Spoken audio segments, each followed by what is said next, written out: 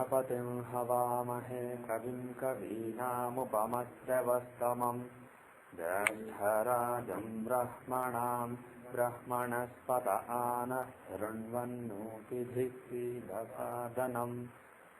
ॐ श्रीमहागणाधिपतये नमः। ॐ वृषभं चर्षणीनां विश्वरूपमदाभ्यं बृहस्पतिं वरेण्यम् ॐ तद्विष्णोः परमं पदं सदा पश्यन्ति सूरयः दिवि वचक्षुरा ततम् ॐ ऐं ह्रीं श्रीं क्लीं हसौ जगत्प्रसूत्यै नमः।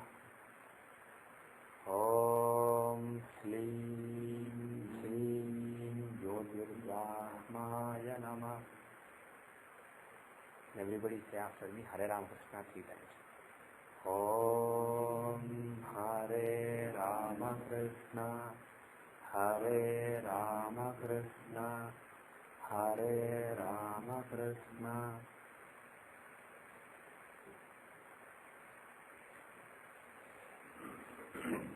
Welcome back. Are there any questions so far? Okay. Like I said, I was thinking of starting a new topic today, and I just decided during the prayer, I decided that I will start the topic of Sudarsana Chakradasa. There are two techniques that were specially mentioned by Parasara as suitable for Kali Yuga. He said that people in Kali Yuga are relatively dumb, they can't think much. If you give them too many factors, too many subjective factors that you have to balance and juggle, they just get lost. So he said that for the intellectual pygmies of Kali Yuga, he said to give readings on an annual, monthly and daily basis with relative ease in making the reading. He said there are two techniques that stand out. One of them, like I mentioned earlier in a previous class, was Ashtaka Varga, and the other thing that he mentioned is Sudarsana Chakradasa. When he was teaching the topic of Sudarsana Chakradasa, he said that people don't have to worry too much about too many factors. They can just use thumb rules and then make reasonable predictions in Kali Yuga. And he said that by combining Ashtaka Varga and Sudarsana Chakradasa, one can give very reasonable annual, monthly and weekly and daily readings. So that is what Parasara said. And the problem with Sudarsana Chakradasa is there are a few different viewpoints regarding how to compute it. It's not really, even though Parasara said it's a really easy technique for Kali Yuga, people in Kali Yuga are so messed up that they are confused even about such simple technique, where the judgment is relatively objective, but when it came to computation, people just got confused. So there are multiple ways to interpret, and obviously what I am going to teach is how I interpret Sudarsana Chakradasa. And this is not something that was taught to me by Pandit Sanjay Rai. So this is not something that came in the tradition, even though whatever I understood based on reading Parasara, I did discuss with Sanjay ji, and there is a mutual agreement that this is the acceptable interpretation of Parasara. But this is mainly from Parasara. This knowledge is from Parasara's textbook rather than from the tradition. And the way, unfortunately, I don't have Sudarsana Chakra in my software, but Parasara talked about casting a chart. He called it Sudarsana Chakra. Does anybody know what is Sudarsana Chakra? Oh, pardon me? Yeah, Lord Vishnu has it in his hand. It's kind of, it looks like a wheel, and then it keeps going. If you go to mythological movies in India, especially made in Telugu language, you see whenever you see Vishnu or Krishna, you see a wheel kind of thing standing on his right hand, index finger, and then rotating. And they show it with a lot of special effects in movies, in mythological movies made in India. And then he's supposed to use that to kill demons, basically, cut off their heads. Especially when he killed Shishpala, when Sri Krishna killed Shishpala, he used that particular weapon. So it's basically portrayed as a weapon of Vishnu. But bottom line is it's a chakra, it's a wheel. It looks like it's a circle. So the way Parashara thought about making this chart is, I'll just make something in paint here, MS Paint. So make circles. Make some concentric circles. Oops, that's not good. Okay, that's good enough.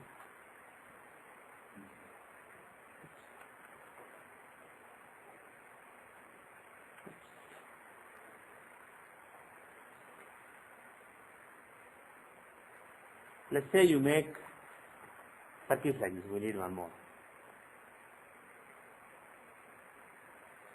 So the way Parashara describes Sudarsana Chakravarti in his software, I haven't, not in his software, in his book, I have not implemented it in my software, but the way Parashara describes Sudarsana Chakra in his classic Brihad Parashara Hora Shastram is basically draw, actually did he say, no actually he just said, one of them is not mistake. He just said make 3 concentric circles with the same center and then draw lines. Let me draw some lines.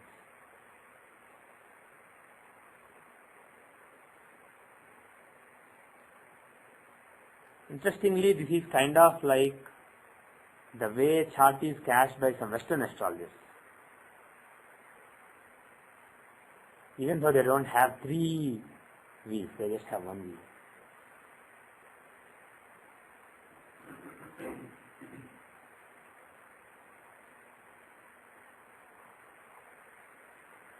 So I apologize to those who just have the audio to listen to, but imagine 3 concentric circles and then from the center draw 12 lines. Basically you are dividing the zodiac. Each of these circles represents the zodiac and you are dividing the zodiac into 12 parts. Obviously these are the 12 houses. Okay? And one of them is Aries, one of them is Taurus, etc. And he did not say place Aries in so and so place. He just said place the first house. And first house from what? As you can see, there are 3 houses here. There are 3 circles. So obviously I am talking about 3 differences. Can anybody guess what those 3 differences are? Lagna, Moon and Sun. So we place Lagna here, we place Moon here, we place Sun here. So if you take Lagna, Moon and Sun and take the 12 houses from them and then place all the planets. So if you take Mars for example, he may be in 3 different houses. From Moon he may be in the 2nd house. From Lagna he may be in the 2nd house. From Moon he may be in the 7th house. From Sun he may be in the 12th house. So we go 1, 2, 3, 4, 5, 6, 7, 8, 9, 10, 11, 12. These are the 12 houses from Lagna. And here, yeah, that is how people normally draw. I'm not sure if he clearly prescribed it, but the bottom line is how you represent is not really a big deal. The bottom line is what they stand for. And as long as you have a consistent mentality, it should be fine. And I believe Parashara described putting Lagna here and then going anti-clockwise for the houses. So these are the 12 houses from Lagna, these are the 12 houses from Moon, and these are the 12 houses from Sun. So we take Lagna, Moon and Sun and take all the 12 houses and then see which planets are influencing which houses. So he said, apart from the dasha that I am going to talk about, even when you see the chart natally, natal chart and want to see how is the career of the person, how is the marriage of the person, etc. He said, taking Lagna alone is not sufficient. You take Lagna, Moon and Sun. This is the tripod of life. Lagna, Moon and Sun. These are the 3 levels of existence. Body, mind and soul. That together comprises your overall existence, your overall ego, your overall who you are. Not just Lagna. And when Parashara was describing this, his student, Maitreya asked, but lot of sages just take Lagna and make houses and give readings. Is that not scientific? Is that not right? And then Parashara said, yes, that is not right. You are supposed to take all the 3. So that is a clear guidance from Parashara that ignoring the Surya Lagna and Chandra Lagna is not accurate. You have to look at all the Lagnas. In all the analysis we do most of the time, we just take Lagna. That is just the body. if you want to see what kind of work somebody does, of course, we give some examples where we saw the 10th house from moon. Because a lot of the work that we guys at least do, intellectual workers do, is mind work. It's not really body work. My body is not really doing much when I'm doing software. My body is just sitting in a chair. It's not doing much. Whatever work I'm doing through my mind. So obviously the 10th house from moon in my chart is very important when you see my career. And naturally, old people like my father, when they made charts, when they looked at charts, they gave a lot of value to Chandra Lagna. They took moon as the reference point and saw houses and saw various house lords where they were. For example, in my chart, Aquarius has moon in the Rashi chart, and the 10th house is Scorpio, and the Lord is Mars, and there are no planets there, and it is being aspected by, does anybody know who is aspecting Scorpio in my chart by Grahadrishti? My chart has Mercury, Venus, Mars and Saturn in the 8th house, Aries. None of them aspects. Actually, Mars aspects Scorpio. No other planet aspects it. Jupiter is in Libra, so he is not aspecting Scorpio. Rahu is in Aquarius, he is not aspecting Scorpio. Sun is in Pisces, he is not aspecting Scorpio. You can actually see the chart. So if you see my chart, the 10th house from moon is Scorpio, and the only planet that has Grahadrishti on this is Mars. So Mars is the lord of the 10th house from moon, and he is the only one who has Grahadrishti on it. So he wants it and he has a desire to influence it. He has an internal desire. So naturally, my father concluded when I was a small kid, even though you can also look at the 10th house from Lagna, etc., maybe Mercury can also show software engineering, but you can also show so many other things. My father clearly decided he will be an engineer, probably electrical engineer. So he decided that based on the Martian influence, Mars in Aries influence, when I was a small kid. Like that, if you go to old astrologers, they never go just by Lagna. They always go by Lagna and moon. They look at the Chandra Lagna and houses, especially for career. If you want to see mental peace, happiness, emotional stability, career, and relations with other people, when you are judging all these things are not strictly relating to body. They are kind of related to body, but also very strongly related to the mind. So when you see those things, naturally you have to take the houses from moon. So what Parashara said in Sudarshan Chakra, where all this came from, is Parashara explicitly said when Maitreya asked, so many people just use Lagna, is that wrong?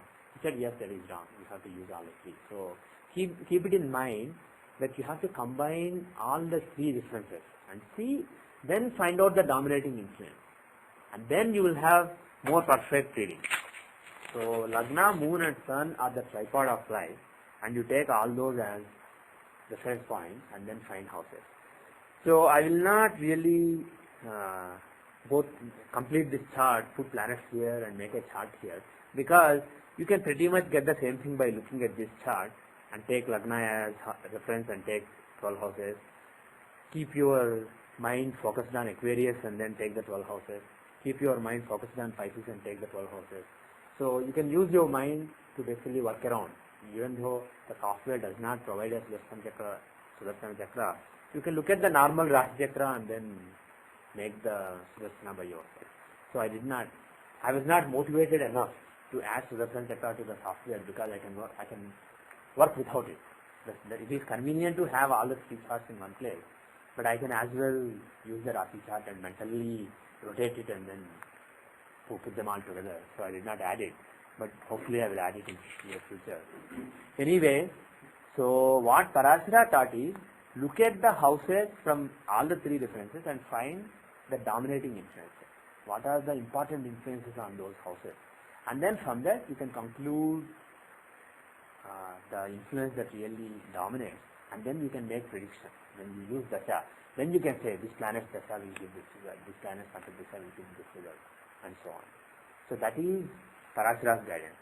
And the refinement of that guidance by Sanjayji's rule is, when you use the Dasha, you use Sun as the reference when judging Mahadasha, Moon as the reference when judging Antardasha, Lagna as the reference when judging Prachantardasha. Of course, you can use all the three at all levels, but teaching is, when you are talking about a long term, what your soul really wants you to do during that long period. That takes precedence. But of course, what your body wants you to do, body can make you do immediately. But what your soul wants you to do, it needs a long term to basically work its way through, because you are not really easily accessible to your soul. So soul works over longer periods, whereas mind works over smaller periods, and body, lagna, that works over very small periods, that has fine control over you. So that is the logic behind how Sanjay ji refined this particular teaching to tell you which difference is more important at a particular level. That apart, if you have to strictly follow Parasara, you can do the analysis that I said. We can take an example. So let us say, what is the dominating influence on the second house? Second house is the house of money, peace, etc. So if you want to see when money will start coming, etc., you have to see what is the dominating influence on the second house in this chart.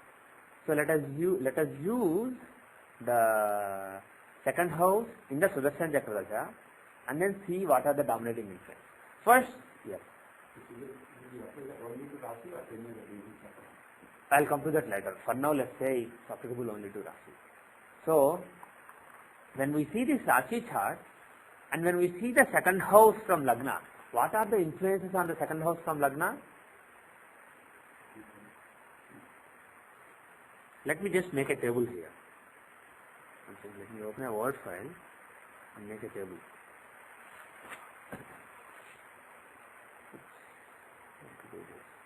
Okay. Letters A, I see. No, right. Let me make 3 columns. Owner, occupant, and aspect. So I'll make 3 columns. Let's say 10 rows.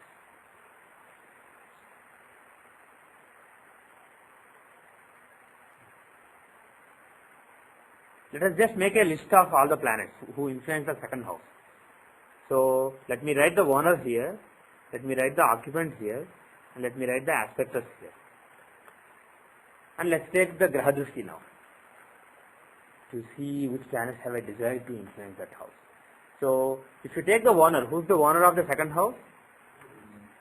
First let us take from Lagna. So Venus is the owner, right? Libra is the second house from Lagna and Venus is the ruler. And who are the occupants? Jupiter, that's it. Okay. And who are the aspectors?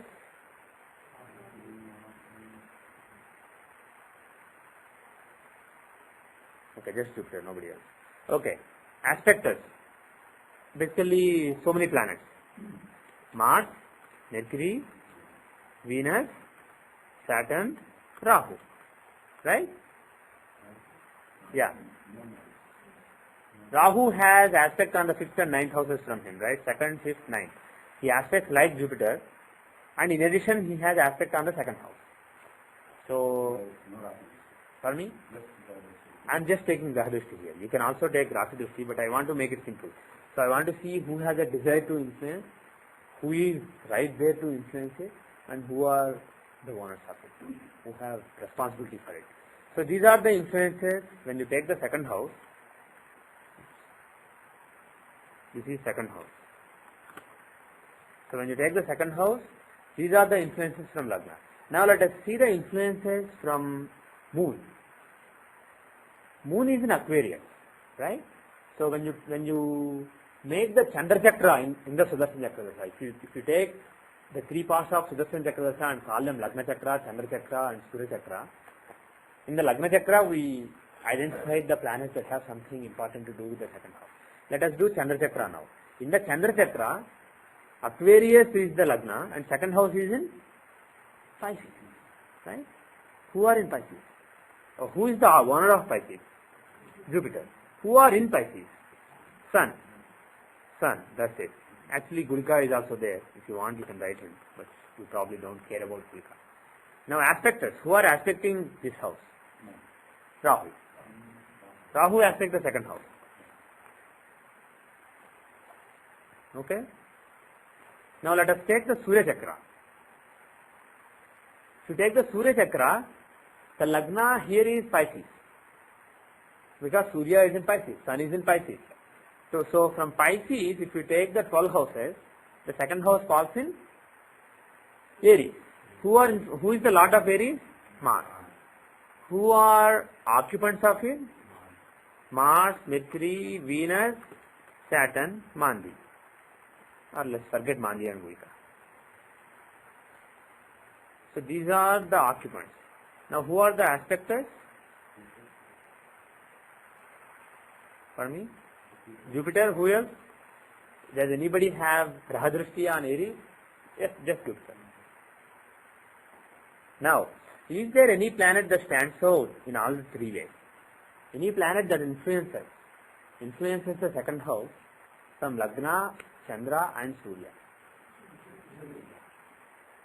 Jupiter. He is the occupant of the second house from Lagna. He is the owner of the second house from Chandra Lagna. He is the aspector of the second house from Surya Lagna. So Jupiter has a strong link to the second house. Okay? Who else is dominating? Lot of other planets are dominating. If you take influencing any two levels, if you take Venus for example, he influences the second house two ways, in the Lagna Chakra, and he influences the second house from Surya Chakra also. So Venus is a strong candidate, and even other planets who are with Venus, Mars, Mercury and Saturn, they all have something to do with the second house from Surya Lagna as well as normal Lagna, in the Lagna Chakra as well as Surya Chakra. So all those planets become important significators as far as the second house is concerned. But who is the strongest planet? Jupiter. So can you conclude that when Jupiter's periods come, when his dasha, antardasha, etc. comes, that will result in lot of money, lot of knowledge, etc., lot of second house related things, good speed, good predictions, good money, etc. Can we make that conclusion just based on the Rashi chart? If we ignore the divisions, we just want to make readings based on the Rashi chart. Can we say that? Yes. So this is how Parashara, this is the basic way Parashara taught how to use Sudarshan Chakra. And like I told you, to remind you again, he said that if you don't want to balance too many factors, just want to count things and do things in a dumb way, in a very objective way, actually objective and dumb are kind of synonyms. Because anything that is not objective, anything that is subjective, that requires a lot of intelligence. Only objective things are the only things that even dumb people can do. Of course, intelligent people can also do that. But bottom line is, he said that objective methods which even intellectual techniques can use in Kali Yuga are Sudarshan Chakra and Ashtakavarga. So realize that this technique will have lot of thumb rules, which may not be perfect, but which are quite reasonable. So that is the speciality of Sudarshan Chakra and Sudarshan Chakra. Now, let us see the seventh house. Okay? Let us see the seventh house and see who have something to do with the seventh house. So I will leave one row and write the seventh house here. I want you guys to help me. Now first Lagna. Who is the owner of seventh house from Lagna? Jupiter. From Lagna. Who is the occupant of second house? Sun. Actually, you know what? We can just cut and paste this row here. Right? Because the second house from Chandra Lagna is basically the seventh house from Lagna. Now, we are done with the seventh house in the Lagna Chakra. Now, seventh house in the Chandra Chakra. Where is Moon? In Aquarius. Where is the seventh house? Leo. Right? Now, who is the owner of it? Sun. Who is the occupant of it? Ketu. Who is the aspector of it?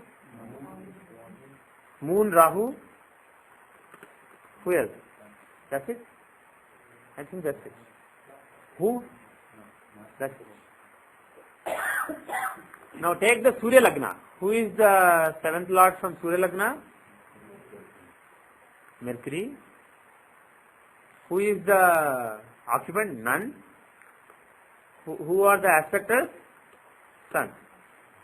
Now if you see the seventh house, which is the planet that really dominates? Sun. You can see that Sun is the planet that is really dominating when it comes to the seventh house. So when you are expecting seventh house related results, you should expect Sun to have a strong role in the seventh house results. Okay? So like this, you take the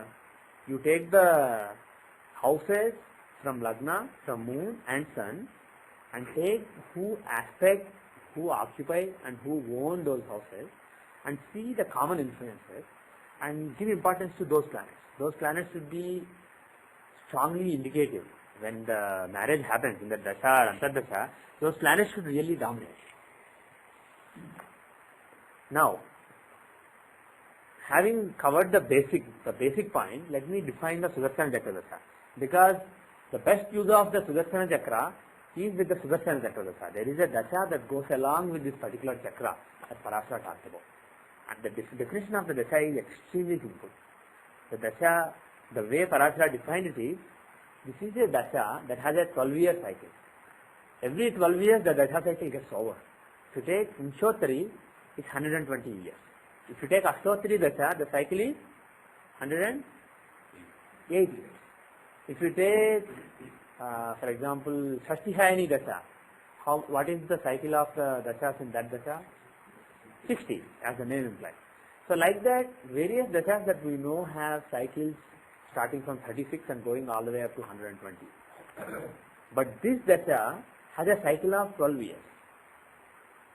So every 12 years the same dasha cycle keeps repeating. Does it mean the same results keep repeating in life? No. Because Parashara did not say that you judge this dasha from the natal chart. He said this dasha is exclusively judged from the dasha of Pravesha Chakra. Based on the positions of planets, when the dasha started, and when the antardasha started, when the pratyanta dasha started, based on it, you conclude what will happen during that year or month or 2.5 days. And as you can guess, from what I said, each dasha is of 1 year. So there are 12 dashas. I said the cycle is 12 years. So there are 12 dashas, each being 1 year. And each dasha has 12 antardashas, each antardasha being 1 month. Each antardasha has 12 pratyanta dashas. So each pratyanta dasha is of 2.5 days. Okay? 60 hours roughly.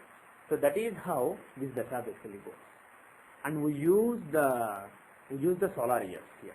We don't use any other kinds of years, because Parashara very clearly, not very clearly, but almost clearly indicated that solar years should be used here.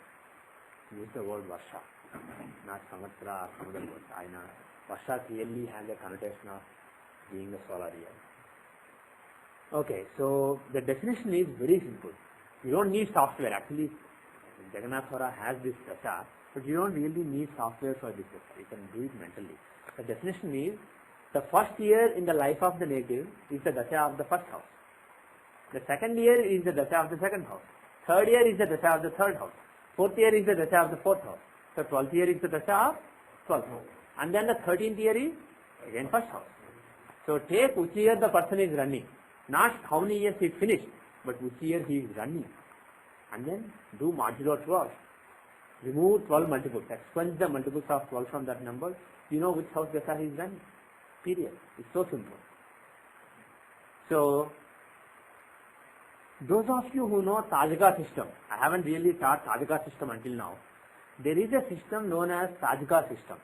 Some people spell it as T-A-J-A-K-A like Dr. Raman, and some people spell it as T-A-J-I-K-A, Tajika. That is the actual way Nilakantha wrote that word. Nilakantha is the scholar. He is basically from a few centuries back.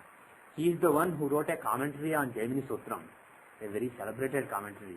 And that scholar, Nilakantha, he wrote a book called Tajika Saram. So, in that book, he wrote the essence of the Tajika astrology. There is a branch of astrology known as Tajika astrology. So, Nilakantha wrote about it. And some people say, the standard opinion is that this technique came from Tajikistan. A country which used to belong to the USSR, but which has separated now. It's called Tajikistan, which is near Kazakhstan. Of course, probably you don't even know where Kazakhstan is. It is near Kyrgyzstan.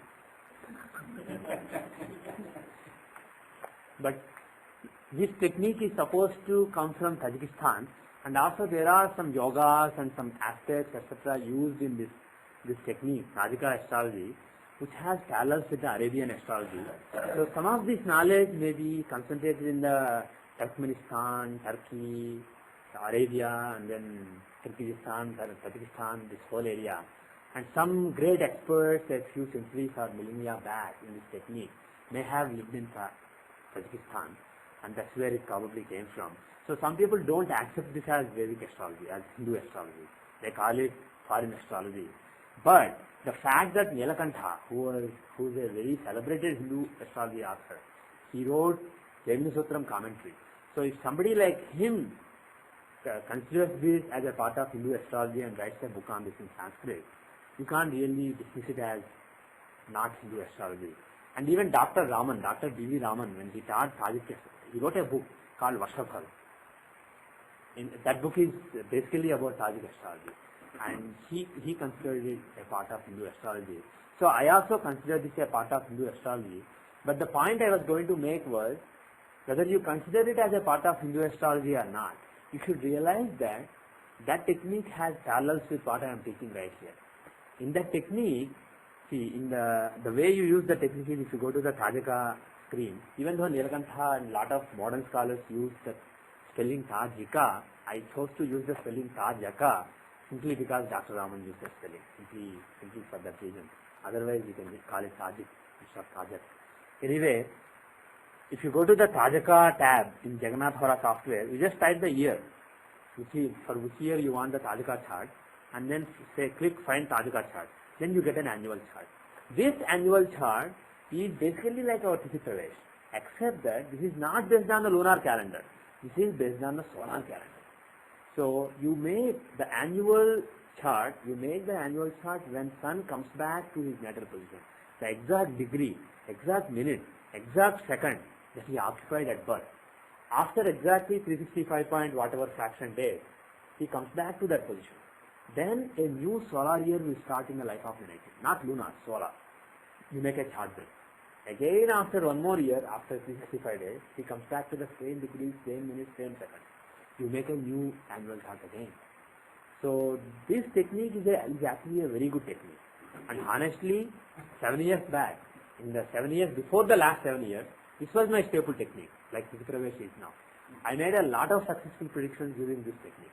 More than Vimshotri Dasha and other Dashas, I used to make predictions using the annual chart.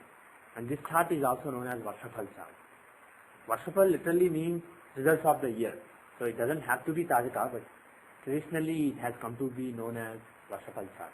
So I used to do Tajika annual Varshafal charts and make predictions, and I was quite happy. But after Sanjayji taught me Tithi Pravesha, I basically started using that, and I found that more accurate than this.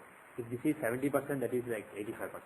So I am more happy with the Tithi Pravesh chart, and I don't even look at this chart now, Tajika chart. I basically look at Tithi Pravesha. But the bottom line is, this is also a very good technique. And there is a Dasha that goes along with it. There are some yogas that go along with it. So we will probably do Tajika astrology a little later. But I want to give the gist. The gist is, you make a chart when sun comes back to his natal position.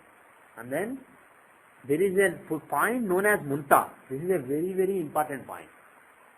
This Munta is basically, it is cast like this. It's called annual progress ascendant. The word Dr. Raman used was annual progress ascendant. And he called it Munta. Even Nilakantha called it Munta.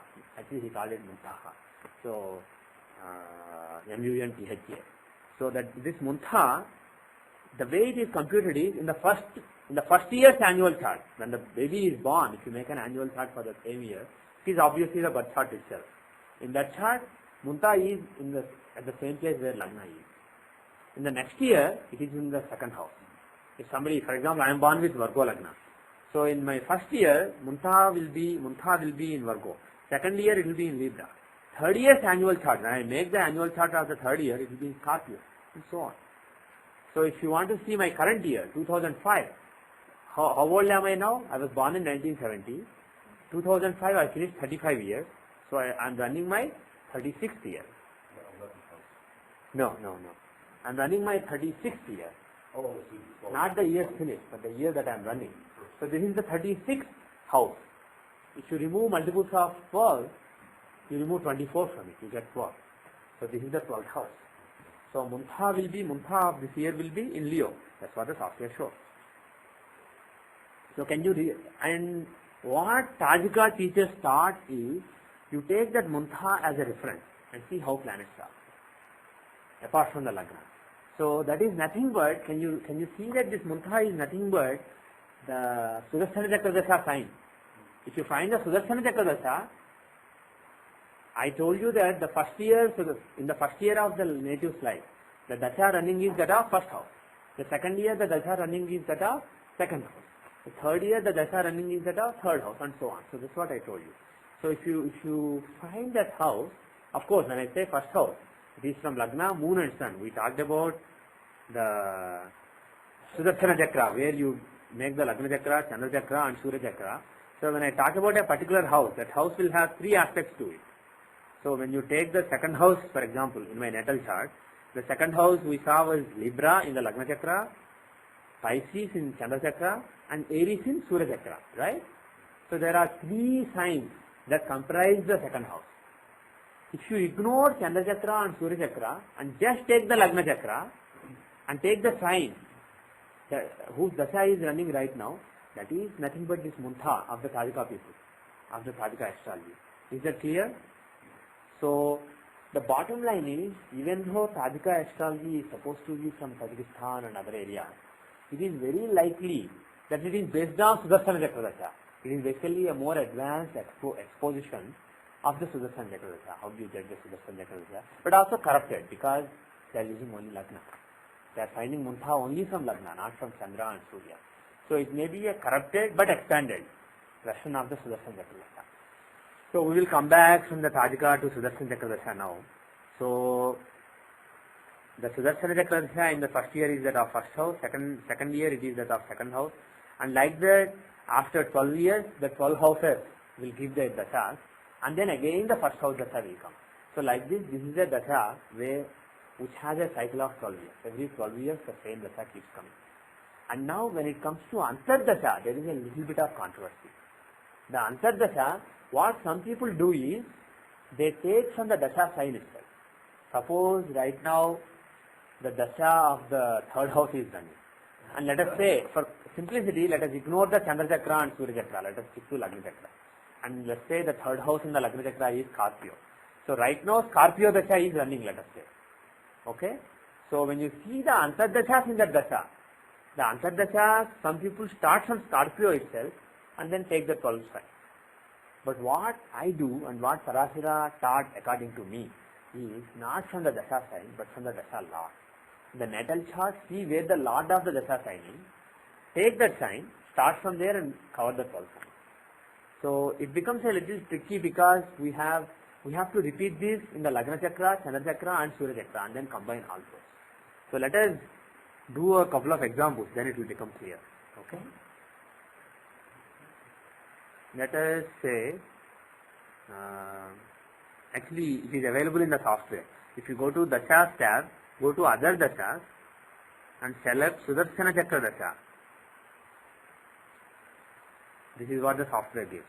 So from 1970 April to 1971 April, the Dasha of Virgo, Aquarius and Pisces was running. So when I mention the Dasha, the software gives three signs here, as you can see. And here it gives in the brackets, Lagna, Moon, Sun. So the notation is Lagna first, then Moon, and then Sun. So it was Virgo Dasha as per Lagna Chakra, Aquarius Dasha as per Chandra Chakra, and Pisces Dasha as per Surya Chakra. Why? Because Lagna is in Virgo, Moon is in Aquarius, Sun is in Pisces. So if you take the first house from the three differences, it will be Virgo, it will be Aquarius, and it will be Pisces. So the first Dasha was that of Virgo, Aquarius, Pisces. The combination of the three signs. So that is the first Dasha. What is the second Dasha? In the second year, 71 to 72, that Dasha is that of Libra, Pisces, Aries. Because Libra is the second house from Lagna, Pisces is the second house from Chandra, Aries is the second house from Surya. So you take the second house from Lagna, Chandra and Surya, and those signs together will give the second Dasha.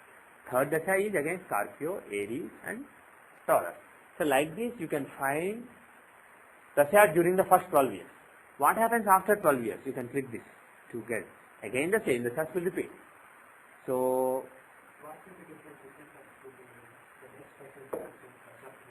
No. I'll come to that. So if you see, if you take for example 94 April 4, the 25th year started in my life then. So I was running Virgo Aquarius Pisces Dasha. If you go 12 years back in 1982, I had exactly the same Dasha. If you go back to 1970 when I was born in my first year, I had exactly the same Dasha. So the same Dasha keep repeating every 12 years. So naturally, do you expect that the same events repeat in the life of the native every 12 years? Not exactly. There may be some similarities, but not exactly. 12 years back, you may have very bad time, but now you may have excellent time. The life doesn't have to have a repeating cycle. That is why I said, Parashara did not say, judge the dashas from the natal chart. He said, compute these dashas from the natal chart and judge it using he said, the planetary positions at the beginning of the year, at the beginning of the month, at the beginning of the 2.5 day period. So what you do is, you make the dasha pravesha chakra. See how planets are placed with respect to these three signs when the dasha starts. Let me take the example. Let's take 87, when I had academic distinctions, etc. If you take 87 chart, if you make entry chart of this period, just like you do with other dashas, make the entry chart. So which dasha was running then? Aquarius, Cancer, Leo. From the Lagna Chakra, Aquarius dasha was running. From Chandra Chakra, Cancer dasha was running. From Surya Chakra, Leo dasha was running. Okay? So if you want to, now I have to, before I cover how to finish this example, I have to tell you how to judge this. So Parashara, like I said at the beginning of this class, this is a technique that is based on simple thumb rules. You don't have to bake your brain basically, like in other techniques. You just go by some thumb rules and do some objective analysis and give some reading. So that is why Parashara said this technique and Ashtakavarga, those two techniques are suitable for the intellectual techniques of Kali Yuga. So I will give you the thumb rules that Parashara taught. The thumb rules are, if a planet is a natural benefit, being in a quadrant or a trine or the 8th house is good from the dasha sign. So you take the dasha sign and see where the planet is from the dasha sign in the dasha pravesha chakra. Which house is the planet occupying from the sign? If it is in quadrants or trines or 8th house, it is good for benefit. But if the benefit is in the 3rd house or 6th house, it is bad. 3rd and 6th are bad. Quadrants, trines and 8th are good. Now for malefics, he said, all other houses are bad, but 3, 6 and 11 are good. For malefics, 3, 6 and 11 are good.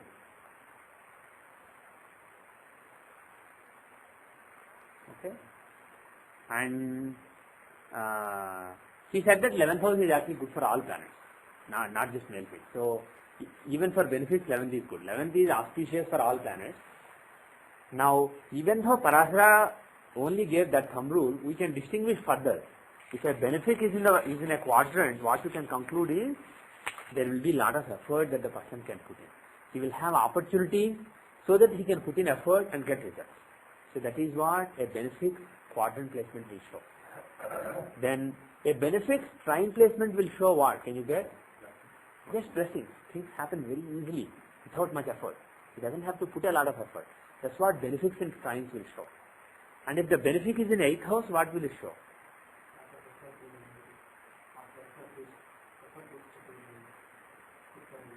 What is 8th house? Tensions, sudden things, unexpected things, etc. If a benefic is influencing it, what would you expect? Suddenly you weren't even planning to do something. Suddenly something worked out and it happened. You weren't looking for a job change. You met somebody on the street, and then while talking you found out about each other and he said, will you come and work for me? I'll double your salary. So that is benefit in the 8th.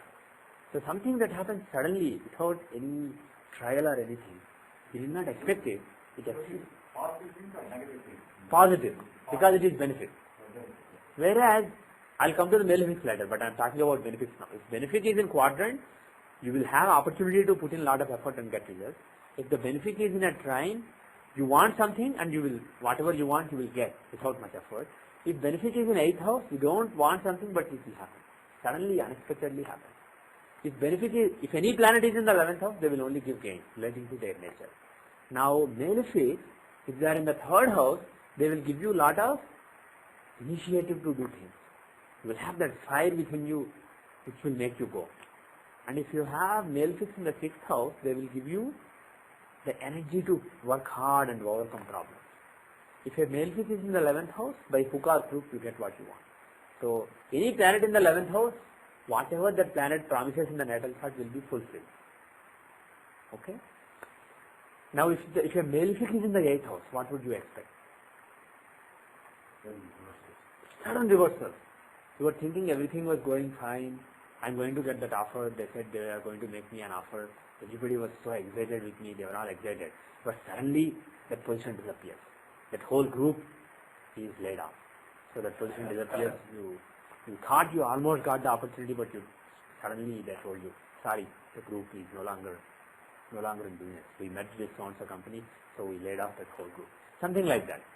So something that you did not expect comes like a thunder from the sky. Suddenly it comes and hits you. That kind of things are given by malefics in the 8th house. From the Dasha.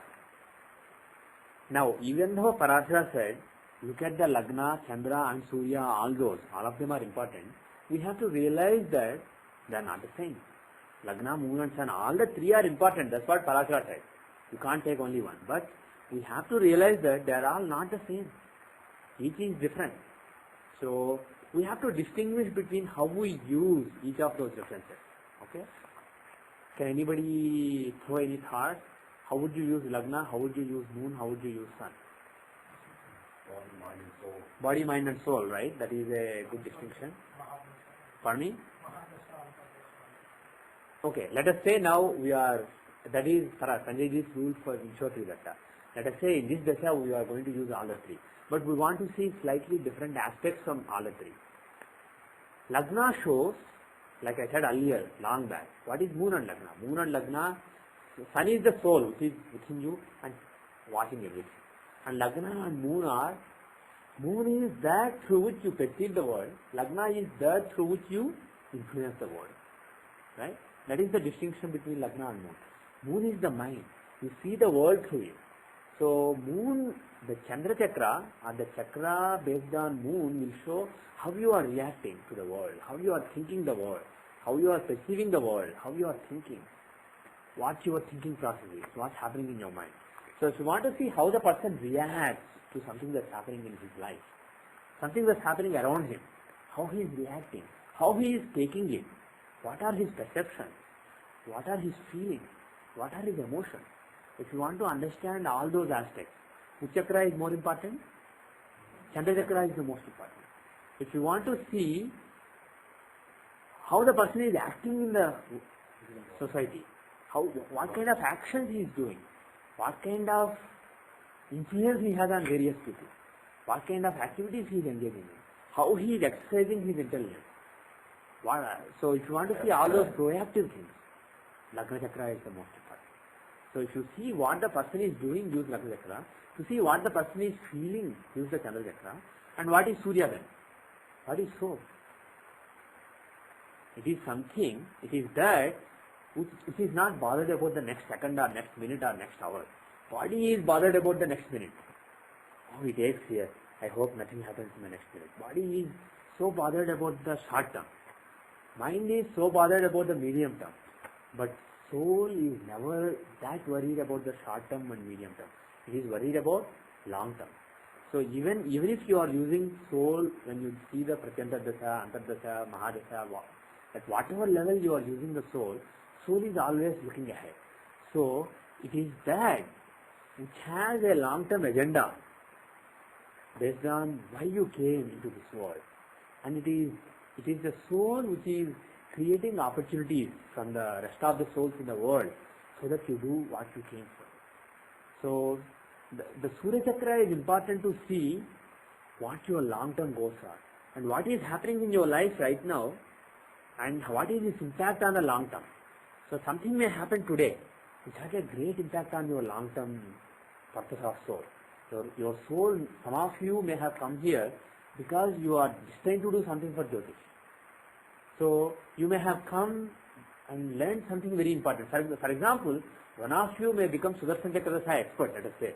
One of you may be destined, he may have worked on Sudarshan Chakradasa for 5 lives. And this class, even though this is just 1 hour, this 1 hour may rekindle everything in you. And then after this, you may spend a few years on Sudarshan Chakradasa and you may unearth some secrets and then you may spread them. That may be your destiny. That may be what your soul has been longing for all this throughout this year when you were learning astrology. And Narasimha will start Sudarshan Chakradasa. Because your soul knows that is what triggers your karma. Suppose, hypothetical example. So, if you look at the Pratyantar Dasha or even lower level period that is running right now, when you see the Surya Chakra, you will see something very auspicious. Because during this period, something is happening which is very auspicious from the point of view of your soul. So, Lagna Chakra is what you do, Chandra Chakra is what you feel, Surya Chakra is how you are getting your groove in life. And also, Sun shows the whole world. Moon is only your mind, but Sun is the whole world. And he shows the Vishwatma. Sun is the Charkaraka. If you take the Atmakaraka, Charkaraka who is your Eke, Atmakaraka, he is your individual soul. But Sun is the universal soul which is also is the distinction between the universal soul and individual soul a little bit understood or are you still confused? If you are confused, you should think about it. Basically, if you think about it, bottom line is there is no separate me. I am part of the whole supreme soul of the universe. And when I am talking about the supreme soul, it is not Sun. When I am talking about the supreme soul of this universe, I am not talking about Sun, Moon, Mars, Mercury, Jupiter, Venus, Saturn. I am not talking about Shiva. I am not talking about Parvati. I am not talking about Narayana. They are all different manifestations of the supreme soul. But the supreme soul is Parabrahma. Some people may call him Narayana, some people may call him Sadashiva, some people may call him Parabrahma, some people may call him Virat Rupa. There may be so many, some people may just call him Amrutamaya. There may be so many names that different people give. But that supreme soul which fills the whole universe at time minus infinity and which fills the whole universe even now, that supreme soul is beyond astrology's terms. That supreme soul is not Sun. But who is Sun then? What Yoga Shastra and Tantra teaches is, we all distinguish ourselves from the Supreme Soul because of the Maya. The Divine Mother, her Maya, makes all of us think of ourselves as different beings from the Supreme Soul of the universe. So that Maya is what separates us. And that Maya, obviously if it separates us, there should be some concept of this is me. So there are 3 such concepts that are given in Yoga Shastra. There are 3 lingas within each person. Linga literally means a symbol of being, a token of existence. So those 3 tokens, they are called Swayambhu Linga, Bana Linga, and third one is, anybody knows? Itara Linga. If you look at Tantra, Yoga, etc., these 3 lingas are talked about. There are 3 lingas. Also in many Puranas they are talked about. There are 3 lingas within each being. In the Mooladhara Chakra, at the base of the spine, in the middle of the Mooladhara Chakra, there is a Swayambhu Linga. And it is depicted in classics that Kundalini Shakti is basically depicted as coiling around that linga and sleeping. And then there is a second linga which is in the heart, near the heart, which is in the Anahata Chakra. It's called Bana Linga. And the third linga is depicted as being in the Agnya Chakra, in the forehead basically, in the third eye area. So in the Agnya Chakra there is a third linga which is called Itara Linga. Itara means other, Itara Linga. And the way they describe in Tantra is, in Yoga Shastra is, when Kundalini Shakti, she wakes up, she starts rising. She starts rising from the Swayambhu Linga. First she has a Sangama with the Swayambhu Linga. After that she progresses further. And then that Shakti has a union with the Banalinga in the Anahata Chakra. And the next Majliya, the next what is the good English word? Okay. Yeah, the next target, let's say. The next target for the Kundalini Chakra is Banalinga. After having a union with the Banalinga, finally she has a union with Uttaralinga in the Ajna Chakra. And after that, when the Kundalini Shakti has a union with Sadasiva, who is in the Sahasrara Chakra, the person doesn't have any ego. The person doesn't see himself or herself as a different being. But during these three levels, he or she still thinks himself or herself as a separate being. And the thing that you have to understand here is, Kundalini Shakti is nothing but your ego. It's a manifestation of your ego. It's a manifestation of your concept that I am different. And that ego is basically when they depict that Kundalini Shakti as coiling around the Swayambhulinga. What that means is, Swayambhulinga is one token of self-existence. It is one symbol of ego. These three lingas are nothing but three symbols of ego. One, and this is not really from any classic, this is just from my intuition, but the token of self that is in the Swayambhu Linga or in the Muladhara Chakra is basically your Lagna or Lagna Lord. It has to do with your Lagna or Paka Lagna. So that is, when we think of ourselves, most people are identifying ourselves with that, with this body, with this. Lagna is not just body, I mentioned it earlier also. Lagna is more than body, but it is a very gross level existence of you. When people say Narasimha, when they put my photo and say a very bad person, then I feel bad.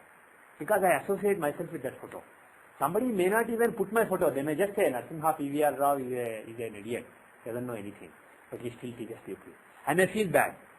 Why do I feel bad? Because I think they are talking about me. They don't have a picture of me. They don't have my body there.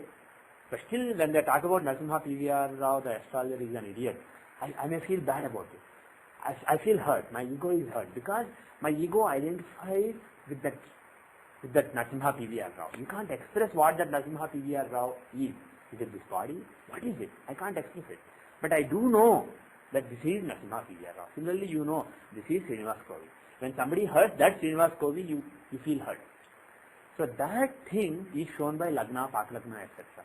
So in normal people who live in Bhuloka, whose ego has the samskaras of Bhuloka, which is of Muladhara Chakra, for them Kundalini Shakti is basically sleeping because that ego is not really alive, it is not really active, it is very sleepy. That is the normal state of Kundalini. And that Shakti coiling that linga basically means our ego identifies with that person. And when that ego starts losing that identification and rise above it, the next level is Bana Chakra, Banalinga in the Anahata Chakra. And my theory is, my intuition is that is the Chara Atmakaraka, the individual Jivatma.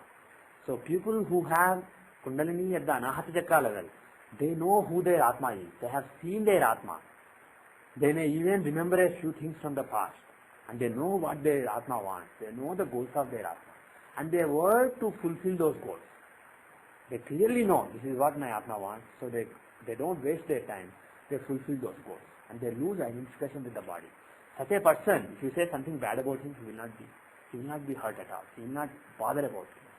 So, the second linga is the second way of self-identification, which is in more spiritually advanced people, and that is with the Chara Atmakaraka. And Chara Atmakaraka is, in some classics also, he is described as being in the heart, basically, and that is consistent with the Banalinga being in the Anahata Chakra, according to the Tantra. And the third, when you lose that identification also, when you move beyond the Jivatma, finally you come to the Itara-linga. Itara means other. So this is a way of self-identification which includes others also. So you start looking at various people. Me, Srinivas, Keshu, all these are the same to me. And I start seeing the Vishwatma, which is Sun. So while Chara Atmakaraka is the individual Jivatma, who lives in the Anahata Chakra, Sun is the Vishwatma of the whole universe who lives in the Ajna Chakra. So when Kundalini has a Sangama with the Ajna Chakra, what that means is your ego, your sense of this is me, that sense the energy of that sense, the energy of that self, that ego, is basically identifying with that Vishwatma, Vishwan. And finally, when you lose that identification also, when you stop seeing the Vishwatma also, then for you there is nothing. Then the Kundalini merges with the Sadashiva, and then that is the state of nothing. So anyway, coming back to the normal astrology,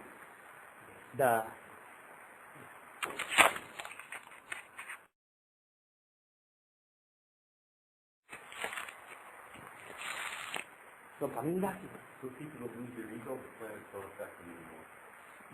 they may not affect them anymore. They may still affect them anymore. They may still, but whatever they do, they are not incurring any additional karma. It may seem to you like they are doing something bad. They may hurt, they may kill somebody, but they are not affected as karma. But until you reach that level, even if you are a great saint, in the first few years of your life, first 10 or 15 or 25 or 30 or 40 or 70 or 150, first those many years of your life, you are accumulating new karma.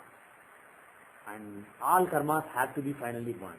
Otherwise, you can't get moksha. So you will reach that state only when you have finished living through all the karmas that you accumulated through various lives. So the not yogis, when they kill somebody, it's in the Mela, it's food in the Ganga, don't get any karma if they're... If they are really fully self-enlightened, definitely they will not incur any karma.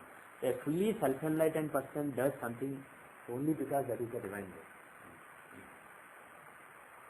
Okay, now coming back to astrology, so the lesson is, when we talk about sun and Charatmakarka, both are Atmakarka, both show the soul, both show the Atma. But there is a difference between the Vishwatma sun and the Jivatma, which is Charatmakarka. The place where they live is different. One is Ajna Chakra, one is Anahata Chakra. The roles are different, and it is a little tough to understand. It is actually not little, it is very tough to understand. So I just want to give a few ideas, and then this is something that cannot be taught, or it can be communicated only by an enlightened yogi. Only an enlightened yogi can directly communicate to you through not words. There are certain things that cannot be communicated using words. They can only be communicated to the right people, not using words, but using just thoughts. That is the beauty of certain high-level knowledge, high-level spiritual knowledge. So I can't really tell you, but I don't claim that I understand fully also. I have some understanding.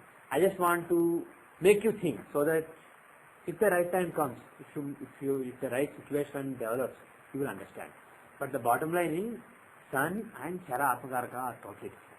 Chara Atmakarka is just your Jivatma, which has separated from the Supreme Soul, and sun is the Vishwatma. It is the cumulative of various Atmas in the universe. So Surya Lagna is also important when you are looking at how various souls are cooperating with your soul. So if there is something that you are destined to do, what kind of cooperation you are getting from the whole universe. So this also shows, if you take a great saint, for example, he wants to build an ashram and start doing certain activities there. And a lot of people come together. You are talking about something that his soul desires, something that is happening because of a lot of souls cooperating. So sun is very important. When you look at that particular year, when he started doing something important, when somebody started an organization or something, Surya is very important. Similarly, if you take a political leader, he wins an election in a country having billion people, he becomes the prime minister or president of that country. Again, he is getting cooperation from so many souls to do something that his soul desires. Just because something is desired by a soul doesn't mean it is good or bad. There may be a particular soul that desires to kill 100 people. There may be a particular soul that desires to kill billion people.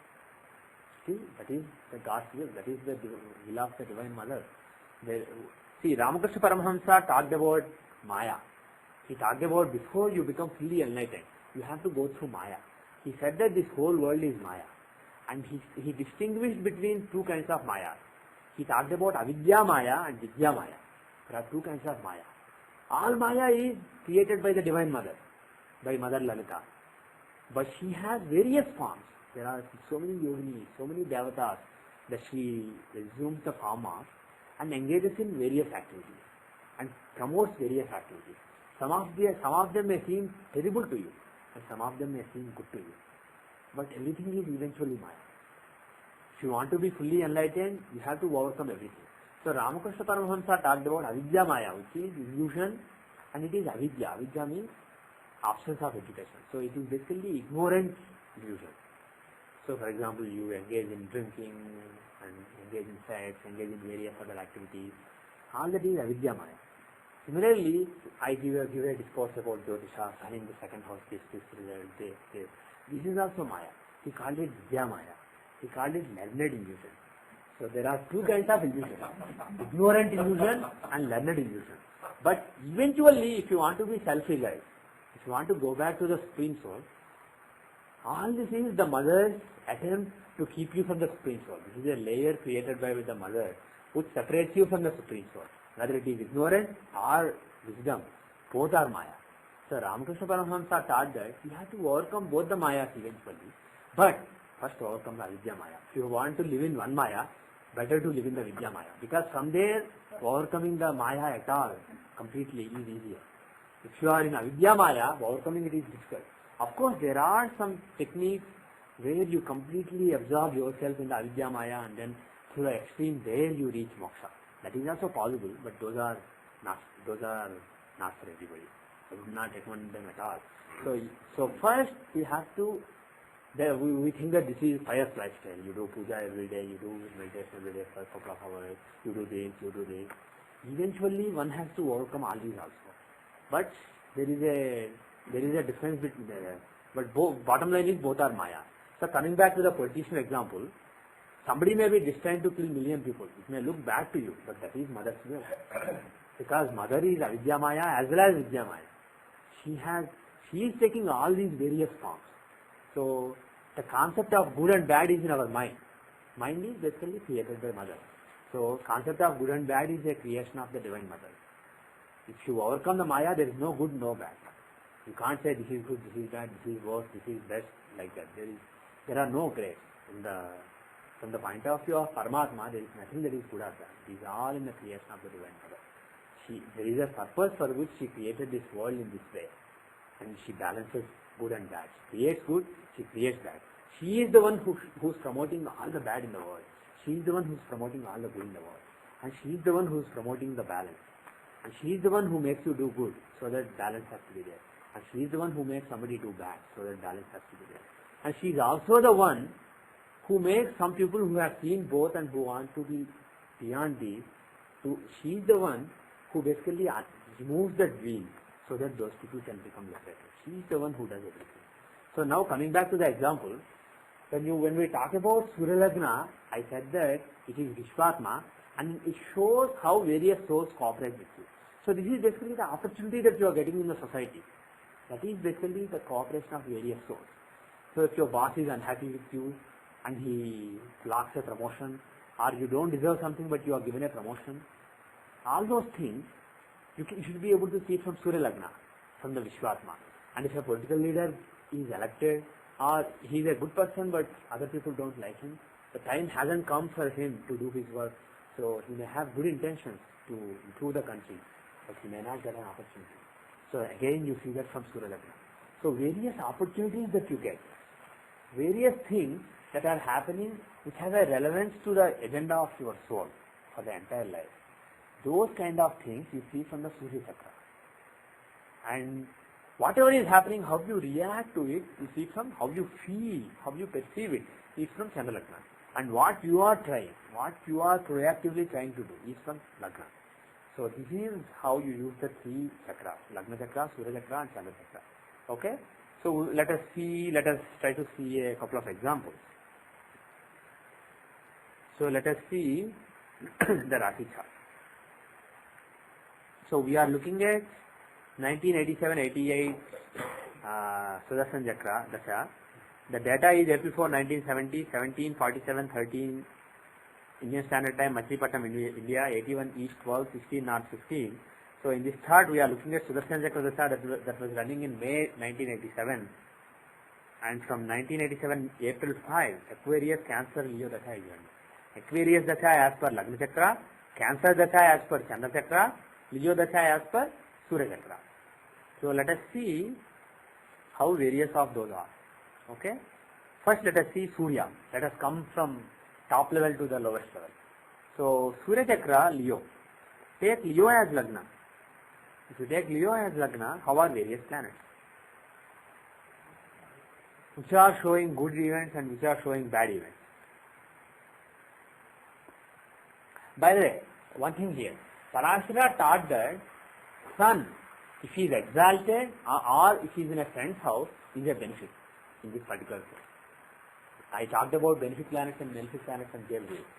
He said Sun, when he is in a friendly house or exalted, is a benefit, and when he is in a malefic, when he is in an inimical house, he is a malefic. That is what he taught about Sun. And for other planets, he did not modify. So whatever he taught earlier, he used the same method. But for Sun, he made a difference. So overall, now remember that we are using only Rashi charts here. Rashi shows the physical domain. So that's what we are looking at. And after this example, I will answer your question on whether you can use divisional charts, etc.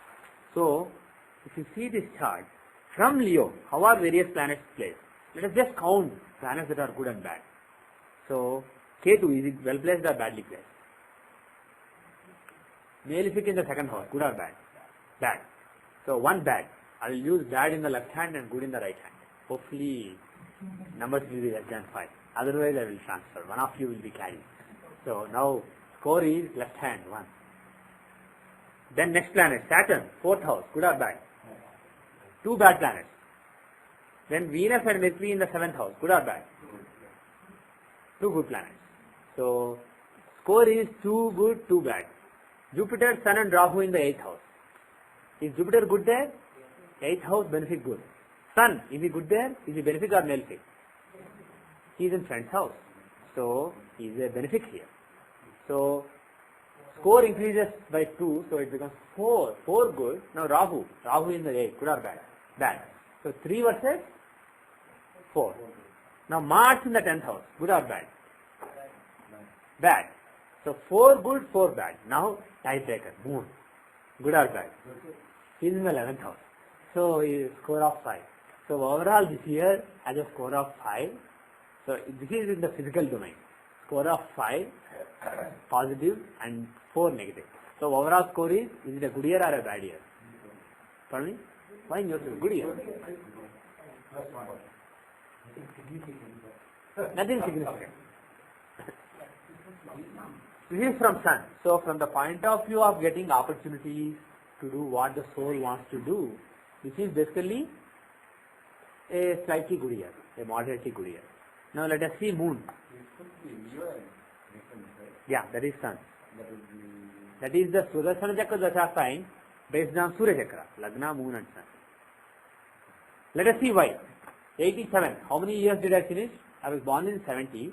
So I finished 17 years and the 18th year was running. Right? The 18th year was running. So it was basically 18th house. If nth year is running, nth house Dasha will be running. So 18th house means remote world. 6th house. So you should take the 6th house. If you use Lagna Chakra, it is Aquarius. If you use Chandra Chakra, it is Cancer, that is the 6th house. If you use Surya Chakra, the 6th house from Sun is Leo. So it is Leo Dasha. Right? Okay. Now, let us use Moon. How I feel. This is what is happening, what kind of opportunities I am being given to fulfill the agenda of my soul. And to see how I feel, use Cancer. So if you see Cancer, how many planets are good and how many planets are bad? Let us count that. So again, let us start from there and go zodiacally. Ketu, good or bad? Malefic in the 3rd, good. Saturn, good or bad? Why? 5th house. Malefic. 5th house, not 6th. Bad. 1 good, 1 bad. Ketu good, Shani bad. What? Yeah, from Moon. And Moon is Cancer. Natal Moon is in Aquarius, but the Dasha is Cancer. Based on Chandra Chakra, the Dasha during that year is Cancer. So from Cancer, Ketu is good, Shani is bad. So 1 versus 1. Then Venus and Mercury in the 8th house. Good or bad? Good. Something suddenly happening good. 2. 2 good. Because I am talking about Venus, suddenly left became good. Venus and Mercury. So 3 versus 1. Jupiter, Sun and Rahu. 2 good, 1 bad. Right? Rahu bad, Sun and Jupiter good. Now Mars in 11th. Mars in 11th is good. This, so 6. Okay, thanks. 7 is my carry. So 1 and 1. That is just 1. Yeah. So 6 versus 2. Finally Moon. Is Moon good or bad? 12th house. 12th house Parasara did not explicitly say is bad, but let's consider it as bad. So he thought, actually it may be argued that it is neutral, but let us consider it as bad. So yeah, I have enough good, so I can compromise. So it is 6 versus 3. So mentally, in the physical domain, do I feel great this year or do I feel bad? I feel very good. I feel excited during this year. Okay? And last one something. I'm still fighting why you took the Libra Cancer. as a reference in the first one and Cancer here. Yeah. Cancer is because you have the rule. So I'm looking at which dasha I am running in 87. 87. It is Aquarius, Cancer and Leo. Right. So like I said, in Sudarshan Chakra dasha, this is a little tricky, but you have dasha of 3 signs running at the same time. One based on the Lagna Chakra, one based on Chandra Chakra, one based on Surya Chakra. So you take each of them as reference and judge how things are. And one will tell you how I feel, one will tell you what kind of things I do in the world, how I act, one will tell you what kind of opportunities I am getting from the point of view of my long-term life goals. Okay?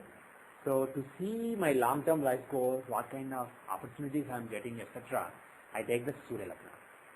To see how I feel, how I perceive what is happening around me, I take the Chandra Lagna.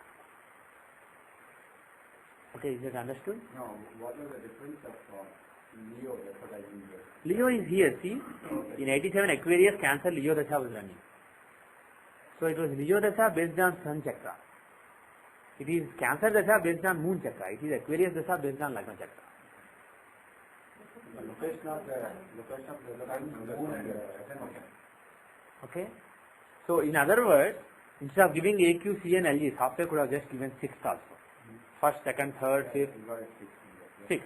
So you take 6 from the natal sun, you get Leo. You take 6 from the natal moon, you get Cancer. You take 6 from the natal Lagna, you get Aquarius. Okay. Now, Lagna shows how I do, how I act. So using the Lagna Chakra, how are things? First, Lagna, first house has Venus and Mercury. It is Aquarius Dasha, right? From Lagna Chakra, the Dasha during that year is Aquarius. So Aquarius has Venus and Mercury. So that is positive score of 2. Second house has Jupiter, Sun and Rahu. I didn't say second house is it good or bad for male sex. I only said third and sixth are good. What Parashara said is, 8th house is good for benefit and second house also he said is good for benefit. So actually for benefit there are so many houses that are good.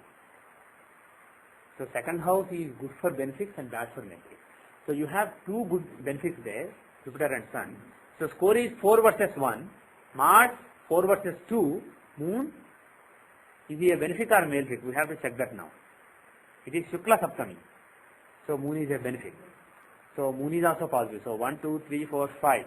5 good and 2 bad so far. 5 good and 3 bad. 5 good and 4 bad. So the score, if you count, finally you will see that it is 5 versus 4.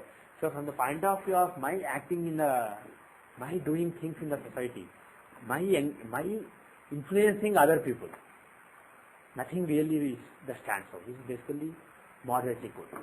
But based on how I feel, it is quite good. It is 6 versus 3. So I feel quite good during the year.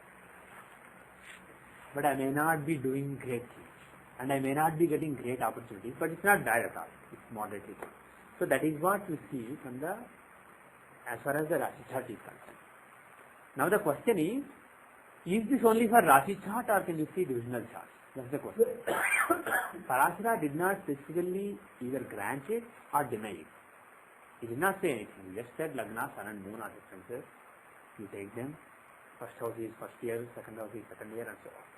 Now, if divisional charts are separate charts, if they can be analyzed as separate charts, then why can't we make the dashas in those charts? So, even though it is not explicitly mentioned anywhere, it is my view that you can take the Sudarsana Chakra dasha in various divisional charts also, like you do Narayan dasha, and see, just use the same rules that Parashara taught. And of course, when you use the divisional dasha, when you take the dasha pravesha chakra, use that particular divisional chart and see how planets are. So let us do that example. Go to options, change Rashi to T24 because this is relating to education. For me? Only for Lagna. If you want to see what I do, if you want to see what kind of opportunities I am getting from the society, etc., it doesn't change that much. Right? Yeah, it is still, there is some sensitivity, but at least you can use Sun and Moon.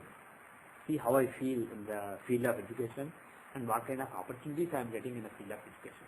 So, based on D24, Sudarsana Chakra dasha, now what I do is, let's go to D24 chart, Dhamsa. So, Lagna and Moon are together here. So, you can see that the Lagna Chakra and Chandra Chakra are basically identical. So, based on those two chakras, you get the same sign. So, luckily we have to do 2 analysis instead of 3 analysis. So, that is easier. So, the dasha that was running in 87 is these two, they are the same. I was just looking at Upagrahas here. I just put D24. I put normal planets in one and Upagrahas in the other, just in case I want to see any Upagraha. But forget it. If that disturbs you, I can just change to that standard view. Okay. So this is Rashi and D24. So if you see the entry chart of this period, the software automatically gives you D24. If you take D24 Sudarsana Chakra dasha entry chart, because it knows that you want to look at this anyway. So now let us see this and how this year is. So if you want to take the Surya Lagna, we will come to how I feel later. But take Surya Lagna first. Okay? Based on the Surya Lagna, where is Surya Lagna? It is in Surya Lagna is in Aries. So if you take the Surya Lagna, how many planets are good, how many planets are bad? Saturn in first, bad. Jupiter in third, bad. Venus in fourth, good.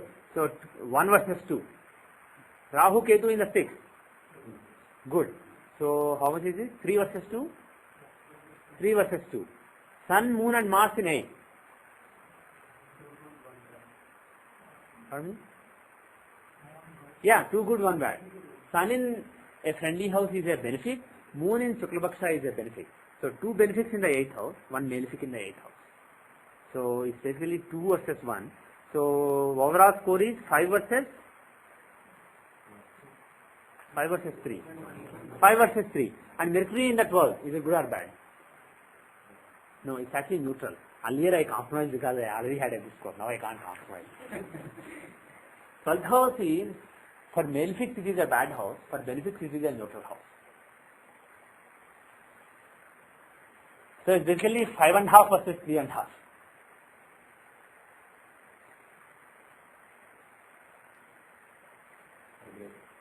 For me? Tiebreaker. Yeah. So as far as getting opportunities relating to learning that my soul wants is concerned, this is basically a good year, but slightly better than moderately good year. Say above average good year.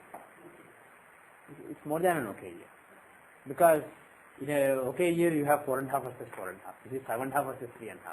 So this is an above average year. But look from Lagna and Moon. Lagna shows what I do and Moon shows how I feel relating to my education during that year.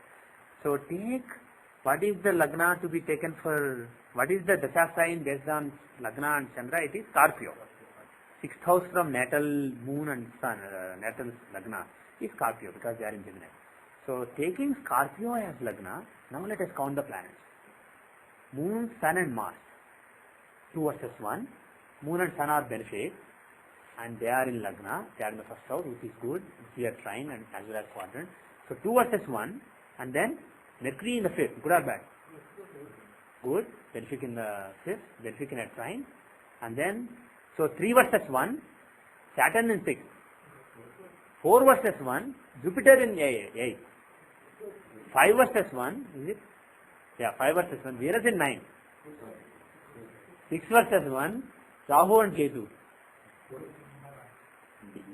8 versus 1.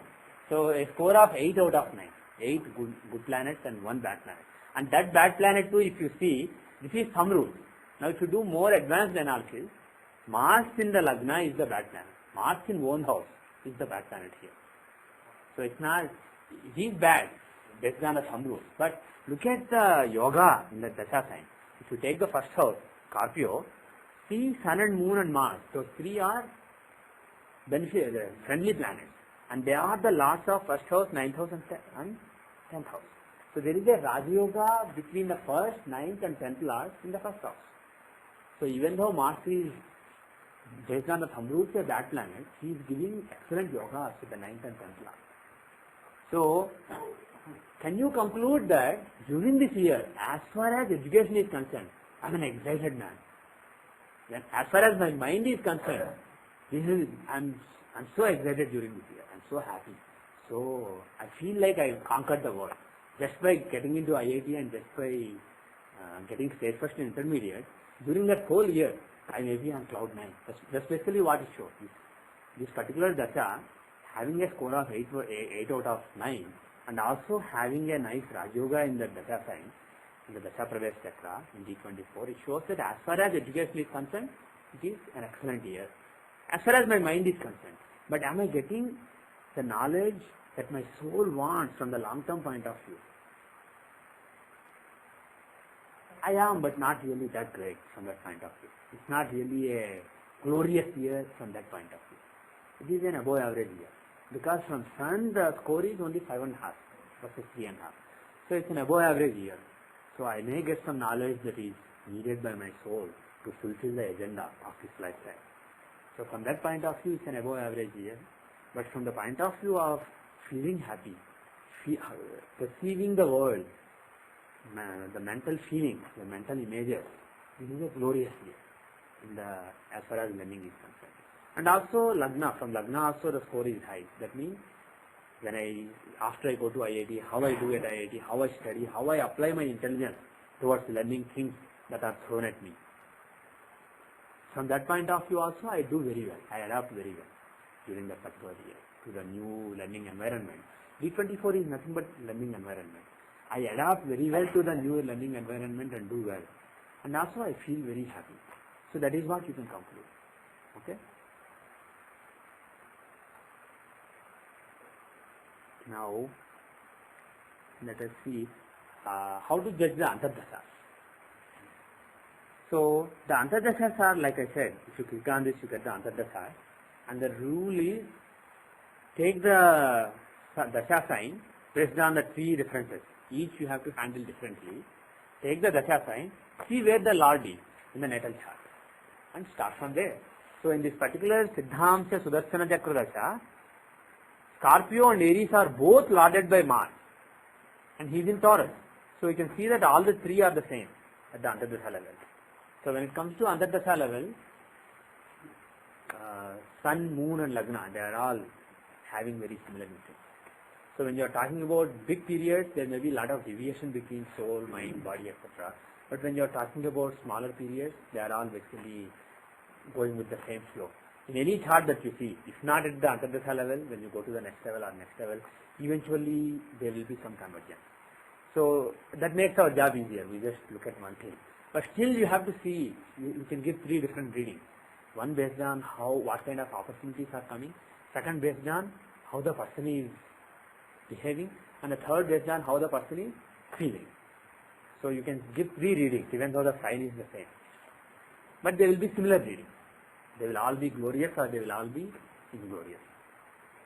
So if I take, for example, this period, 87 July 7 to 87 August 7. This is the period when this is not the period when all the results came. This is not the period of academic distinction, but this is the period when I went to IIT and started the education. Went to a totally different place, different kinds of people, etc. So let us see how this period is, what kind of results you can expect. So make the entry chart of this period and take Leo as the reference and see how planets are. So Lagna has Mercury. Good or bad? Mercury good, Jupiter good or bad? Bad. Mars, Sun and Saturn good or bad? Sun is good, Mars and Saturn are bad. So score so far is 2 versus 3. Venus, 3 versus 3. Moon, 4 versus 3. Rahu Ketu, 4 versus 5. So this is not a great year. So do I feel very happy, etc.? Once I go there, it feels a weird place. So in the first month I had to adjust, etc. So when we saw the whole year was quite good. But within that month, the influence is slightly negative. So suddenly I start feeling, did I come to the right place, or should I go to that other IIT and taken some other branch, etc.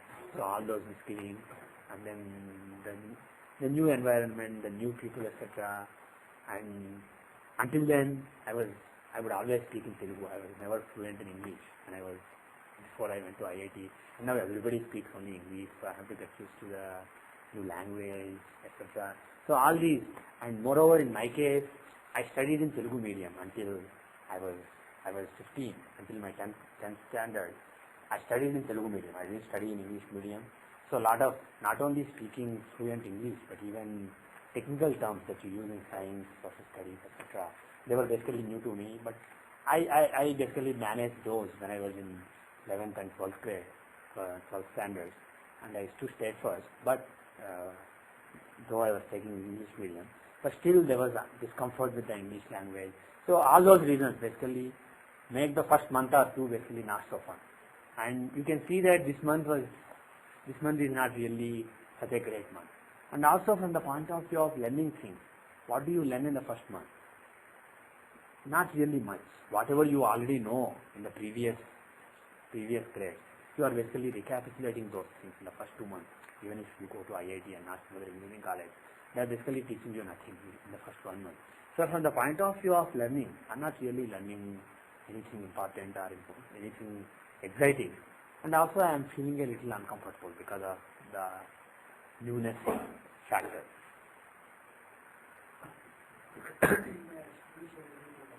Pardon me? Let us see what you see. Let us do that. But based on D24, what you see is learning environment, how I feel about the learning environment, how I am reacting in the learning environment, and what kind of opportunities I am getting in the learning environment. So it was strictly about the learning environment. And also the fact, the Rashi chart will show, it's not just learning environment, but it shows the overall physical existence. So I may still be excited that I went to IIT. At the physical level, I may be excited, I came to IIT. But when it comes to learning, I may be not so happy. So that if the Rashi chart is good, that is what you conclude. If the Rashi chart also is bad, you may conclude some other problems also. Yeah. Absolutely. So let us do that. So if you see the Antardasha as per Rashi Sudarshana Chakradasha, it was Cancer, Taurus, Gemini Dasha running at that time. So if you want to see the mind, how the mind is during this period, you have to use Taurus. Taurus has Lagna. So if you see Taurus Lagna, how are various planets? Mercury, Venus and Sun. Are they good or bad? Is Sun in friendly house or in middle house or a neutral house? Is Mercury a friend of Sun?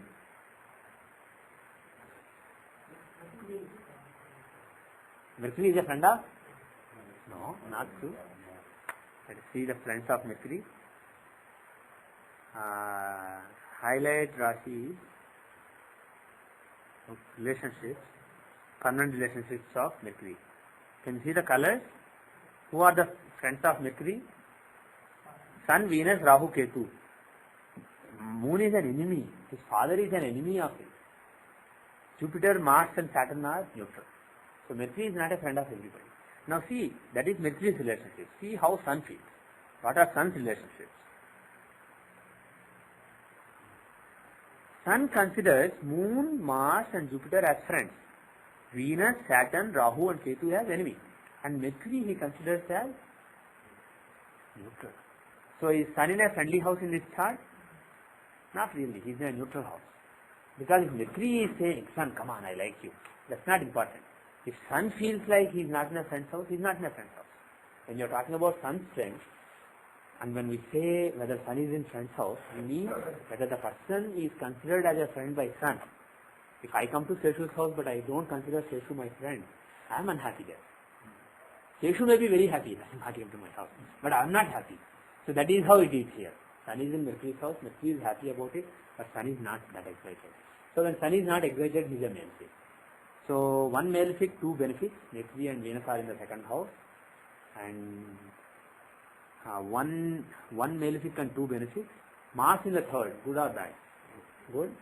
So two malefics, two benefits. Three benefits, one malefic. 3 versus 1. Ketu in the fifth. What am I? What? Mercury and Venus are good. Sun and Mars are. Mars is also good, right? That is why I said 3 versus 1. 3 versus 1. Mars is good. Mercury, Venus are good. Sun is bad. So 3 versus 1. Now Ketu. Bad. 3 versus 2. Moon. Okay. 3 versus 3. Saturn. 3 versus 4.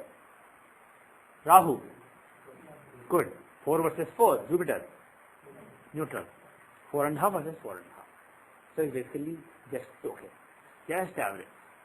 So as far as my mental impression is concerned of what is happening in my life, not relating to a particular environment like learning environment, spiritual environment, etc. But in general in life, how are things? From that point of view, it's a very average period. Whereas if you see a month back, it was a good period. But this month is not such a great month. Because this is a month of lot of adjustment to a new place, to a new state, to a new language. The language spoken outside the learning environment is different, Tamil, and the language spoken in the learning environment is English, and both are new languages to me from the point of view of speaking. So all that discomfort, but at the same time I was happy that I went to IIT. I was happy that my engineering education was starting. So you have various factors here. Let us see some other event. What event shall I see? Marriage, okay. Marriage, good idea. So my marriage was in 1993 August 1. So first let us see the Dasha. So first let us use, shall we use Navamsha or Rashi? Navamsha, good, thanks. So we'll use Navamsha. As per the Navamsha Sudarshana Chakra Dasha, the Dasha running at that time was Aries in the Lagna Chakra, Taurus in the Chandra Chakra, Sagittarius in the Surya Chakra. Okay. Now let us see how these are in the Dasha Pravesh Chakra. First let us see from the point of view of soul, from the point of view of what the soul wants, the opportunity given by the Vishwatma. So if I take Sagittarius as Lagna and see how planets are, how are various planets.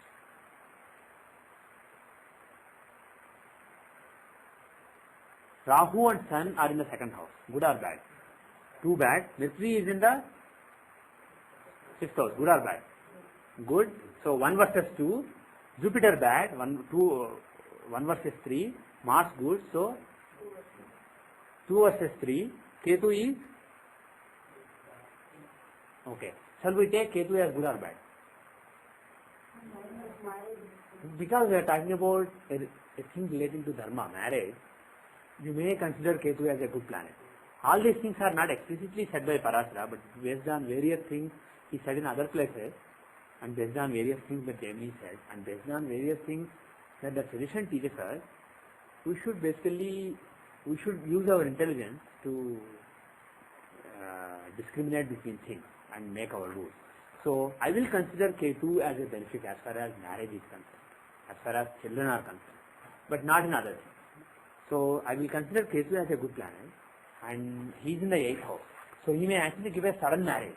And as a matter of fact, I wasn't sure if I was going to get married that year. It more or less happened quite suddenly. And that could be ascribed to Ketu in the 8th house. Anyway, so the score, I last count of score. Was it 1 versus 2, 1 versus 3, 2 versus 3, 3 versus 3, 3 versus 3. And then moon in the 10th house. Good or bad? Good. So 4 versus 3, Saturn. 5 versus 3, Venus. In the 12th house. 5.5 versus 3.5 based on the thumb rules. 5.5 versus 3.5. So it's an above average year. So during this year, I may get an opportunity. The chance of getting an opportunity relating to dharma, relating to the dharmic environment that my soul desires is above average during that year. Now see how I feel. Yeah. Beginning of the class, we actually took the example of Yeah. family marriage and Yeah. Yeah. Did sun stand out in the 7th house? So we'll go back to the Rashi and then see what kind of role sun has. Okay? Good point. So, in the Navamsha, if you see the Navamsha, if you want to, we can actually, instead of going to the Rashi, which also we will do, let us see which planets stand out in the Navamsha. Okay? In the Navamsha, which planets stand out with respect to 7th house?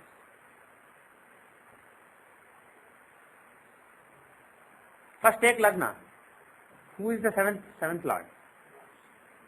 Mars and Ketu. There are 2 lords of the 7th house. So Mars and Ketu stand out. They are the 7th lords from Lagna. Right? And 7th house is aspected by nobody. Rahu is aspecting it. So Rahu is also standing out. I mean, he is also one of the factors. So Mars, Ketu, Rahu, these are the factors. Let us take Chandalagna. Who are standing out? Jupiter, Mars. They are standing out. There are other planets also, Venus and Moon, but these are really standing out. Let us take Sun now. So who are the planets from Sun that are standing out with respect to the 7th house? The 7th house from Sun. Who influence Cancer in the natal Navamsha? The Lord is Moon. There is no planet there. Is anybody aspecting it? Sun is aspecting it. So overall, Moon is standing out with respect to Sun. But if you take all the 3, Sun, Lagna and Moon, which planets are standing out? Mars. Mars is standing out. So Mars is an important planet. So in this particular chart, when you take from Sun, you expect Mars to stand out in the Sudarshan Chakravarti chart. Because Mars is the key planet for giving marriage in this chart. He is in the 7th from Moon and he is the 7th Lord from Lagna. So is Mars well placed in this chart or not? If you judge from Sagittarius, he is in the 6th house. He is one of the good planets there. He is one of the planets. And not only that, but these are thumb rules, counting good and bad planets. But if you see the yoga, are there any good yogas from the Sagittarius?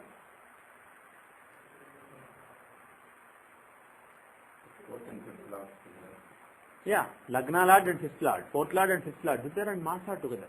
So they are giving a Raj Yoga. So there is a Raj Yoga given by Jupiter and Mars. And that Raj Yoga involves one of the key planets in the natal Navamsha. Okay? And Moon, who was the 7th Lord from Sun in the natal chart, he is well placed here. Ketu, who is the other 7th Lord from Lagna, he is well placed here. So various planets who are key planets in the natal Navamsha are well placed in this Navamsha as far as Sun is concerned. So you can conclude. So you should look at, I'm glad that you brought up this point, otherwise I would have left it. This is a very important point. Apart from counting scores, like a trader, counting 5.5 versus 3.5, 5 versus 4 like that. Apart from it, you have to see the quality also. It's not a pure democracy. Not all planets are equal. Some planets are more important than some other planets. If a particular planet is bad in this chart, in the natal chart, if he is bad in the Sudarshan Chakra Dasha, Pravesha Chakra, it may not be after all so bad.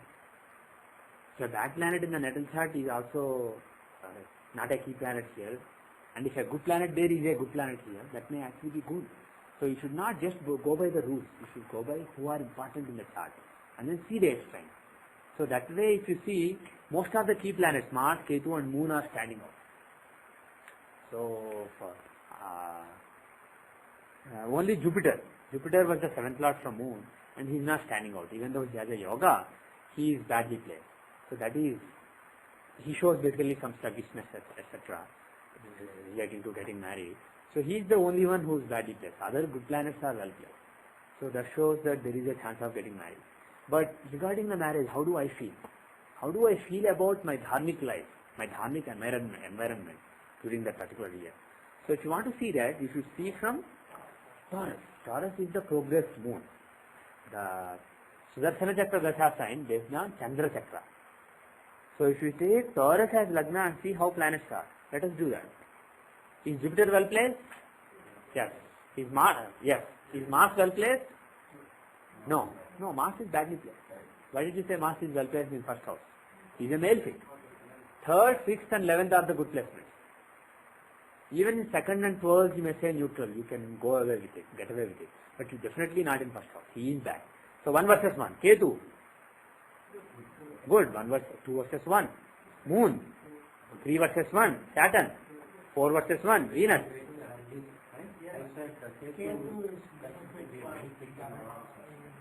Right. Good point. Good point. So let's say that is bad.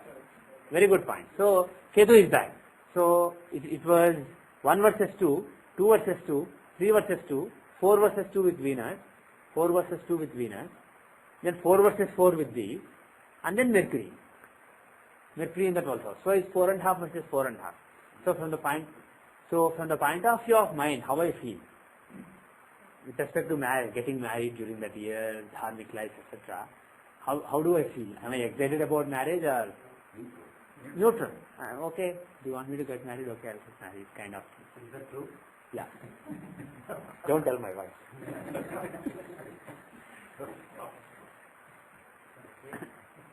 Sorry? Now from Lagna. See from Lagna. She has access to the audio? Yeah, but I told her you have Jupiter in the 2nd house. I told my wife you have Jupiter in the 2nd house. If you learn astrology, you will learn well. Why don't you learn astrology? She just said, one astrologer in a family is enough. And then later my daughter and my son started learning and keep it. And then she said, definitely I don't have to learn now. 3 astrologist is more than enough. So anyway, looking at the Lagna, from the point of view of Lagna, if you see, where is the progress Lagna? It is in Aries. So how are various planets now? Mercury in first house, good or bad? Good. 1, Jupiter, good or bad? 2 versus 1, Mars, bad. 2 versus 1, I counted both when I said 2 versus 1. Ketu, good. 3 versus 1, Moon, bad. 3 versus 2, Saturn. 3 versus 3, Venus. 4 versus 3, good. 8th house. 4 versus 3, Sun and Rahu.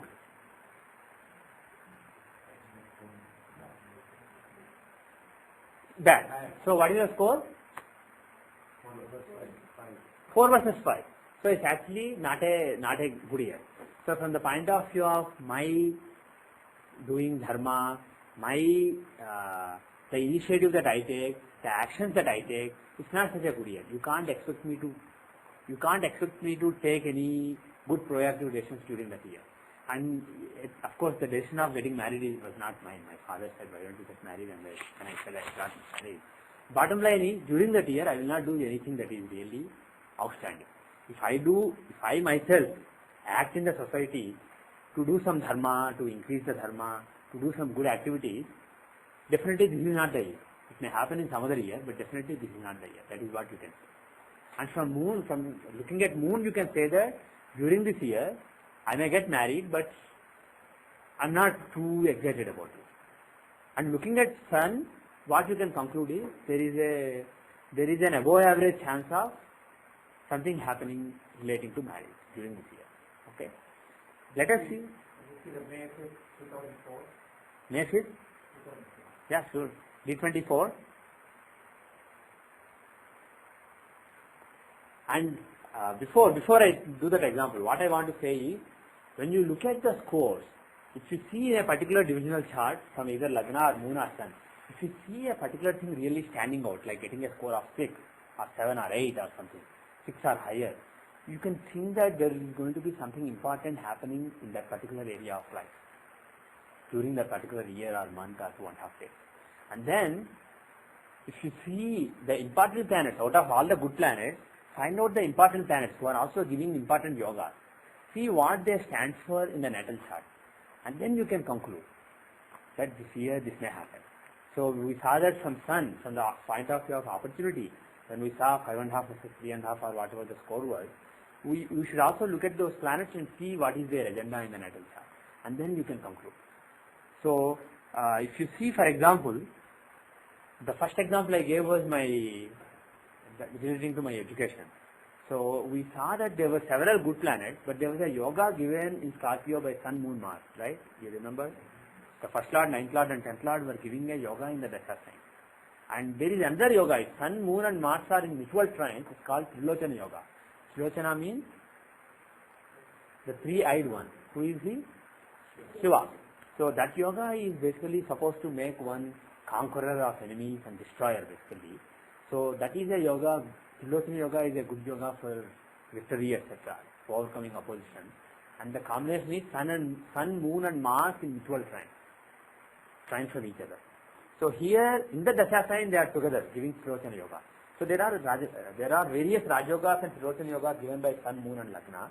So you can conclude that there will be something good happening relating to those areas. And if you see my D24, do you see anything common that Sun, Mars and Moon stand for? Is there any yoga given by the same planets in this natal chart? If so, relating to which house? Moon is in Lagna, showing generally name, fame, etc. But Sun and Moon are interesting. They are giving a Raj yoga. The 6th Lord Mars and the 3rd Lord Sun are in 6th and 12th houses. Two Dusthana Lords aspecting each other, also being in Dusthana. So is there a Viparita Raj yoga given by Sun and Mars in the D24? Yes. And also both the planets are associated with the 6th house. One is the 6th Lord, the other is the 6th house, planet in the 6th house. And they are giving a Raj yoga in the Dasha Pravesh Chakra of that particular year, Sudarshan Chakradasha. And that too, the same sign Scorpio is involved. So, based on all these factors, you can right away say that even if the count was, actually count is only it is for intellectual pygmies. If you believe that you are not an intellectual pygmy, you can do the next level analysis. So that is basically the starting point. It's a good starting point. But unless you see something really bad or really good, you can go to the next level. And if you see this, Sun, Mars and Scorpio are involved again. So something relating to 6th house. What do malefics associated with 6th house show? Killing people. I mean, not really literally, because this is learning environment. So this is basically overcoming opposition and doing better than rivals basically. So some kind of success in competition where you excel over others is possible during such a year. Right? Okay, now let us see 2004, right? Yeah, 2004. So did I make a mistake by starting astrology classes, or is it something that I should have done? So we will do that. May 6th, okay. So roughly 2004 May we started. So I will look at the annual chart first. So as far as the annual chart is concerned, if you look at the D24, okay, where should we start? I know. Then we'll come to the dharma later. First, see the learning environment. As far as my learning environment is concerned during that year, what kind of events can be expected? Okay, so look at the Lagna, from Surya Lagna, the opportunity to do your soul's agenda. As far as that is concerned, we should look at Surya Lagna. So we should look at Virgo. So take Virgo. as Lagna. So from Lagna, Virgo, see how various planets are. Is Jupiter well placed? Yes. Is Moon well placed? Yes. Are Sun, Rahu and Ketu well placed? Two of them are. Which one is badly placed? Sun, when he is in a inimical, in a friendly house, is a benefit. For a benefit to be in the third house is not so good. So Sun is inauspicious. Rahu, Ketu, strictly following Parashara thumb rules. So Rahu, Ketu, Moon and Jupiter are good. So it is 4 versus 1 so far. And then Venus. 5 versus 1. Mercury. 5 versus 2. Shani and Mars in the 10th house. Bad. 5 versus 4. So this is a year. The year that finished in 2005 April. That particular year, as far as learning environment is concerned, from the point of view of getting long-term opportunity, it's basically just above average. Now let us see important planets who are good and see what is their role in the natal chart. Okay, if we do that, who are standing out here in this particular chart? Who are the important planets who are standing out? Yeah? Jupiter is in Lagna. Whenever you have Jupiter in a Lagna, Jupiter in a trine, Jupiter is a very powerful planet when it comes to learning. So Jupiter in Lagna is definitely one well-placed planet. Now who are the other planets? Moon in second is okay, not so great. Rahu and Ketu are in the third house. So they give lot of initiative basically, lot of fire to do something. So they are, Rahu and Ketu are very vital planets because they are also in a malefic sign. Scorpio is a malefic sign and those two malefics are in that sign. Ketu is especially in one house. So Ketu really stands out. So out of the planets who are beneficially placed, Jupiter and Ketu stand out. What about Venus in the 4th house? Does he stand out? Well, he is an important planet. But he is in an inimical house. He is not really that strong. But Jupiter is in a Mercury sign. He is very strong. He is happy there. Ketu is in one sign. He is very happy there. And so I will pick out of the 5 good planets, Jupiter and Ketu as important planets. Can you kind of understand why? Now let us see what Jupiter and Ketu, what role they have in the natal chart. What is their role? From the Surya Lagna, they are basically involved with the 5th and 11th house. But Lagna and Chandra Lagna are together. So when Parashara said that 2 Lagnas are together, give lot of importance to that. Because those 2 energies are together, body and mind. So give importance to that Lagna. So from that Lagna, because when you make the 3 lists and find intersection, that particular list will be an intersection of 2 lists. So basically 2 lists are consolidated into 1 list. So that becomes an important list. So when you look at the 10th house from that Lagna, who is in the 10th house? Jupiter. And who is aspecting the 10th house? By Rashi Drishti, let us say. Rahu and Ketu. So 10th house purely has the influence of Jupiter, Rahu, Ketu. These are the planets who show my social activities relating to learning environment.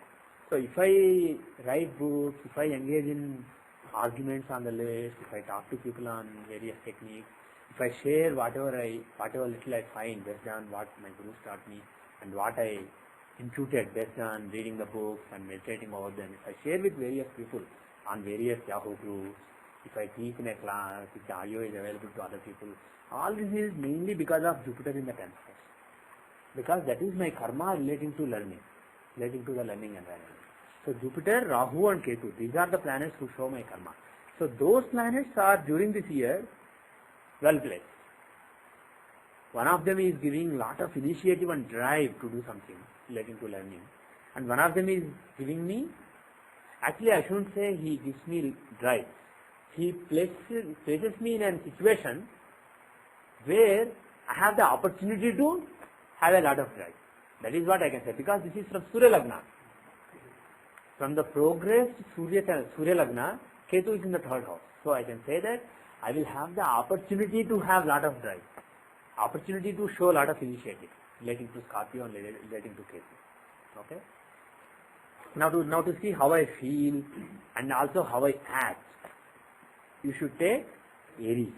So if you see if you take Aries as Lagna, who are well placed, who are badly placed?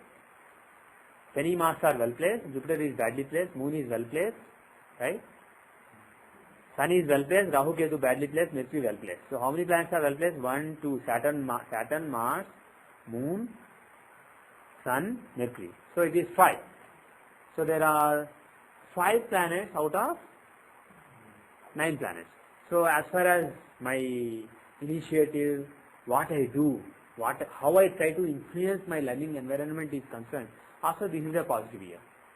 But when you are talking about when somebody is starting something that will stand for a long time, more than Lagna and Chandra Lagna, Surya Lagna is important. If, for example, somebody started a political party, let us say, or somebody started a spiritual organization, and you want to see how that is going to last, it is a good idea to look at the Sudarshan Chakradasha of that year. And then look at Surya Lagna more importantly, because Surya Lagna shows what your soul desires, what your soul has set out to do. And this Dasha's influence will show whether what is happening in that year is conducive to your soul's agenda or not, how conducive it is. So if you see that key planets in the natal chart have a role, they are verifically placed from the Surya Lagna, progress Surya Lagna, and if you see that there are good yogas given by those, you can conclude that that year, whatever that person starts, will be something very auspicious in the long run. On the other hand, if somebody may think that this is what I want to do, but that may not be what his soul wants to do. In that case, it will last for a few years and then it will go away. Whereas here the indications are that whatever audio I create, this will have some role to play. And definitely my soul has some desire which is resulting in this. This is not something without a basis. There is a basis in the desire of my soul. So whatever audio we are creating in this year and the coming couple of years or so will actually be beneficial to some people in the long run. And that way it will also be beneficial to my soul basically. So that is what you can conclude. So this is how you use this dasha. And my advice is you can look at Rashi, but Siddhanta is even more important.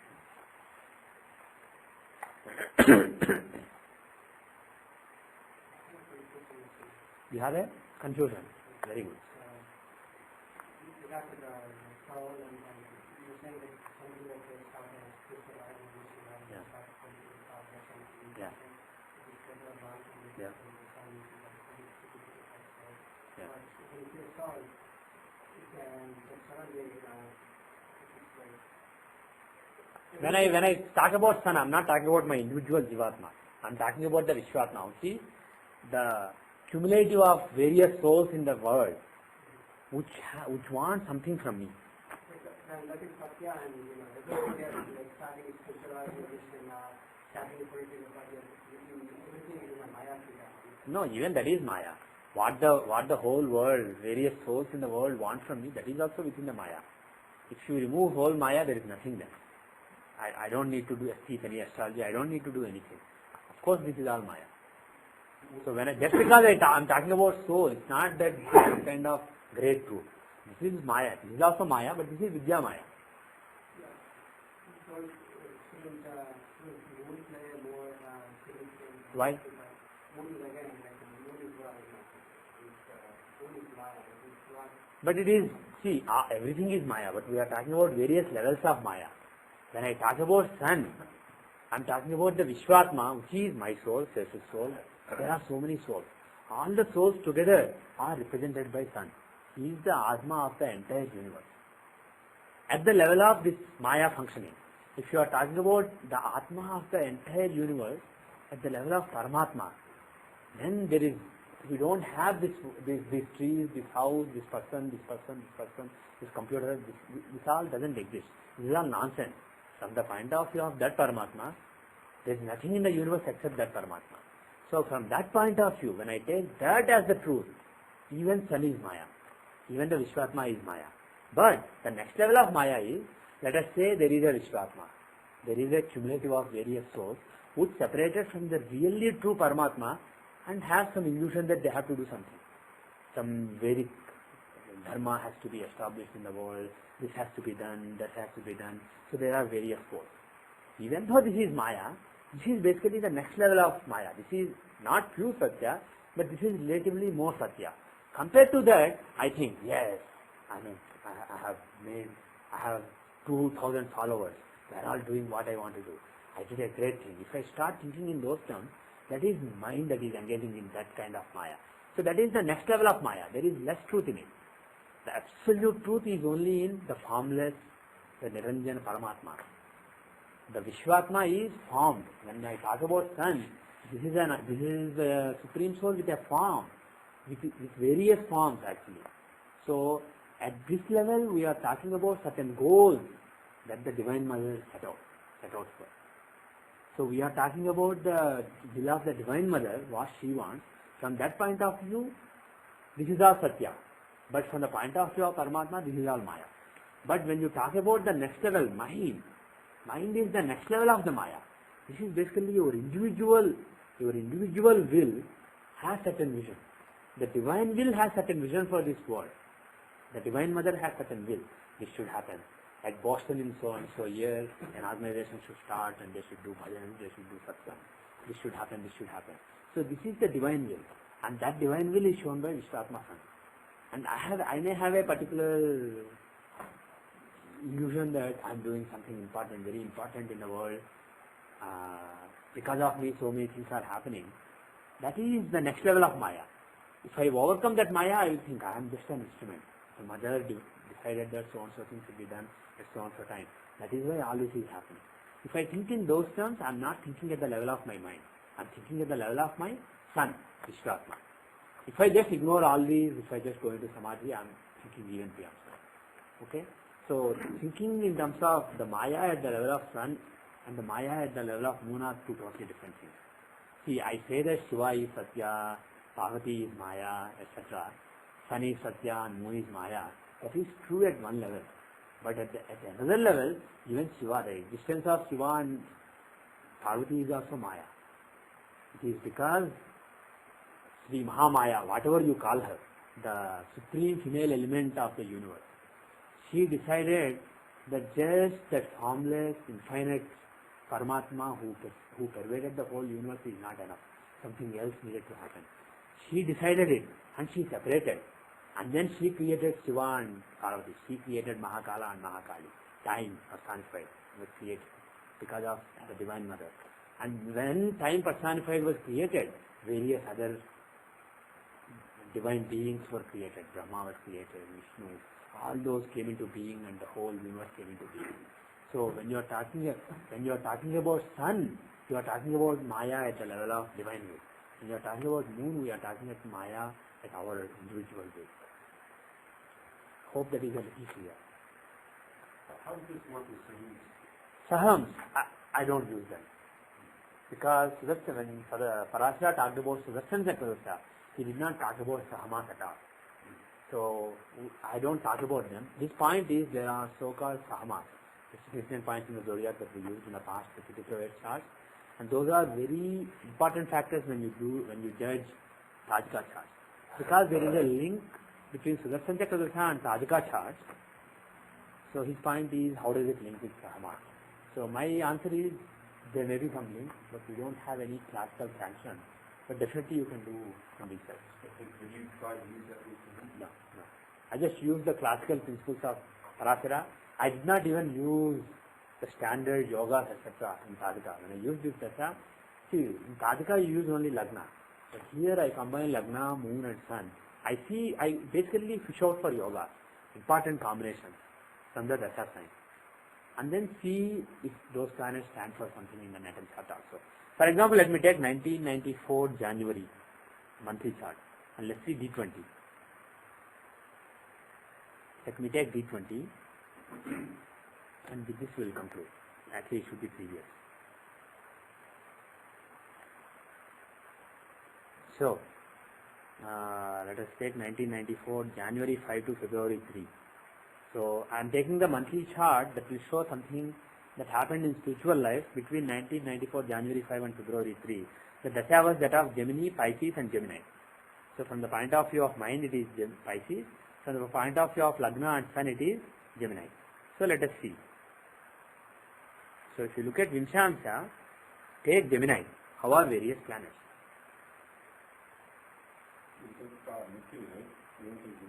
Pardon me? అంటే next No. We already did that and we got this. You take the Lord of Leo. Who is the Lord of Leo? Sun. Where is he? In Virgo. That is why the first Antardasya was Virgo. Based on Surya Chakra. Then Libra and so on. Okay. So, I got lost again. We were here. So Gemini, let's see how it works. So if you take Gemini, see how various planets are in this particular chart. Who are well placed, who are not so well placed. From Gemini. Venus, well placed or not? Badly placed. Venus is badly placed. Mars, good. 1 versus 1. Sun, bad. Right? So 1 versus 2. Mercury. It's in a trine. It's in the 5th house. So 1 versus 2. No, 2 versus 2. Moon. Good. Because it is Krishnapaksha. He is a male king. So 3 versus 2. Saturn. Bad. 3 versus 3. Even though he is in own house in the 9th house, we consider it bad. 3 versus 3. Then Jupiter in the 10th house. Very good. Hamsa Yoga. So 4 versus 3. Rahu Ketu. Rahu Ketu are in the 11th house. Good or bad? So what's the overall score? 6 versus 3. So does it here stand out from the point of view of doing my actions in my spiritual environment, my actions that mold my spiritual environment, that interact with my spiritual environment, which is Lagna Chakra, as well as the opportunities I get to pursue my spiritual activity. So from both the points of view, is this a month that stands out? In this month, will something important happen? Yes, you can expect that during this month, something very important will happen. Okay? Now, are there any yogas given here? Any important yogas given with respect to Gemini when you look at various planets? Are there any yogas given? This is simply regarding spirituality. Yeah, look at all and tell me if there is any planet who is well placed, who is giving a yoga. Forget the good and bad placements using the thumb rules. But any yoga, taking Gemini as Lagna, do you see any yoga? Shrine and? Yeah, 5th and 11th Lord, why is it a... Okay. But actually you made a good point. Forget 11, take the 6th. 5th and 6th Lords together. Is that a yoga? Dhimanta yoga is basically applying intelligence. So, basically that shows some kind of application of intelligence. Relating to what? 3rd house is basically initiative. So, bringing the initiative and obstacle overcoming ability together and having some initiative relating to that. And using the D-Shakti, intelligence, to do something, to initiate something basically, because this is initiative. So Venus and Mars yoga is one good yoga. Anything else? Sun aspecting Jupiter, is there a yoga between them? That doesn't give any yoga. And Saturn in the 9th house, 9th Lord in the 9th house, is that a good yoga? There is no name for that yoga, but if you have the 9th Lord in the 9th house, it's basically a great blessing. So Saturn is very well placed. What does 9th house show? Dharma, religion, etc. So Guru, good guidance. So during this period, and look at the natal chart. First look at Venus and Mars. They are giving a yoga in the natal chart also. Venus and Mars, if you see, they are together in the 5th house of Bhakti, 5th house of devotion from Lagna. And if you see Moon, they are again giving a yoga in the 3rd house of initiative. If you take Sun, they are in the Surya Lagna. Again, are they giving a yoga? No, they are not giving a yoga. But they are giving a Raj Yoga, a good yoga with respect to both Lagna and Moon, Venus and Mars. Venus is well placed, but Mars is 8th Lord. So 8th and 9th Lord, it's not a yoga. I was looking for a special yoga. From Moon, they are the 4th and 5th Lords together. From Lagna, they are the 1st and 7th Lords together. So both the ways, Venus and Mars are giving a Raj Yoga. So the same planet is giving a yoga in this chart. And Saturn, he is a Yogakaraka. He is in own house, giving Sasha Yoga. That Saturn being in the 9th house in own sign, he is well placed. He shows basically a 9th house is strong, you have good guidance from within. So you make the right decisions basically. 9th house is important for making the right decisions. It is the internal guru.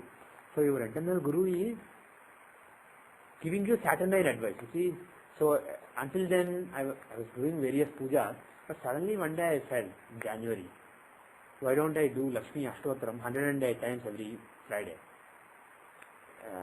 The 108 names of Lakshmi Devi, I used to read a few times every now and then, once or maybe 3 times. But I thought, there is a line there that says, Bhagavare Satam Bhiman Pathet Vatsara Matrakam Ashtaishwaryam Avapnoti Kudiyara Yoga Bhutale. That means if you read Lakshmi's 108 names 100 times every Friday, and if you keep doing it for a year, you become like Kubera. You have 8 kinds of Aishwarya. So when I 8 kinds of Lakshmi, basically, you have the blessings of Ashtalakshmi. So when I read that, I thought, why not do it? Then I thought, oh, 108 times will take too long. 1 time is good, 3 times is good, 11 times is doable, but 108 is too long. Then I thought, why don't I just do it one day, see how long it takes. If it's reasonable, why not just do it for a year? So one day I just decided. So basically the guidance from within was towards working hard. Saturn makes you work hard. When Saturn is well placed is the 9th lord in the natal chart from the Lagna, and he is in the 9th house from this Dasha sign, and he is well placed. And if he shows getting good guidance, that guidance will obviously not be to relax. It will be to work hard. It will be to basically have discipline and struggle. That is what Saturn does. So that kind of, the internal guru basically teaches Saturnine things. But bottom line is, he is well placed. And who else is well placed? Jupiter is extremely well placed. Jupiter is giving Hamsa Yoga. He is the 10th lord in the 10th house. So Jupiter is very well placed. And if you look from Moon, Sun and Lagna, how is Jupiter standing out in this chart? Which houses does he have to do with, based on all the references? Is there any house that stands out? Is there any house that Jupiter influences in the Sudarshan Chakravarti? So just from Lagna, he is 8th lord in the 6th house. So fine. But if you look at all Lagna, Chandra Lagna, Surya Lagna, all the 3 Lagnas, is there any single house that Jupiter strongly influences?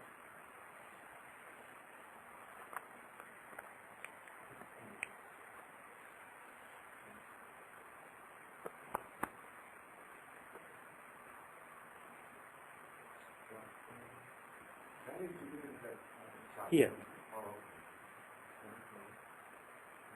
Let us see. From Lagna, he is in the 6th house. He aspects 2nd, 10th, 12th. 2, 10 and 12. Those are the houses he aspects, and he is in the 6th house. He owns 8 and 11. Now look from Moon. He is in the 4th house. He owns 6th and 9th. He aspects 8th, 10th and 12th. Okay. Now look from Sun. He owns 4th and 7th. He occupies 2nd. He aspects 6th, 8th and 10th. So when you combine all these, what are the houses that stand out in all the 3? 4th house stands in 2 of them, because from Sun he is the 4th lord, from Moon he is in 4th house. So 4th house is one of the houses that stands out. And 2nd house, from Sun he is in the 2nd house, from Lagna he is aspecting the 2nd house. So 2nd house is one house that stands out. And look at the 12th house. From Moon he is aspecting the 12th house. From Lagna also he is aspecting the 12th house. So 12th house stands out. So these are the various things. And out of these, which is really strong, more than aspect, occupancy and ownership are more important. So 4th house really stands out. Because he owns the 4th house from Sun and he occupies the 4th house from Moon. What does 4th house show? Comfort, direction. In spiritual life, comfort comes from having a direction. 4th house is the house of mother. 4th house is the house of comfort.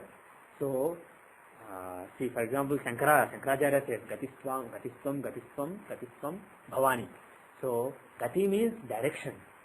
And he says, Mother Bhavani, you are the direction to me. You give me the direction. So that is why fourth house shows mother as well as fourth house shows direction. Because it is from that house that you get direction. And it is from having a good direction that you get comfort.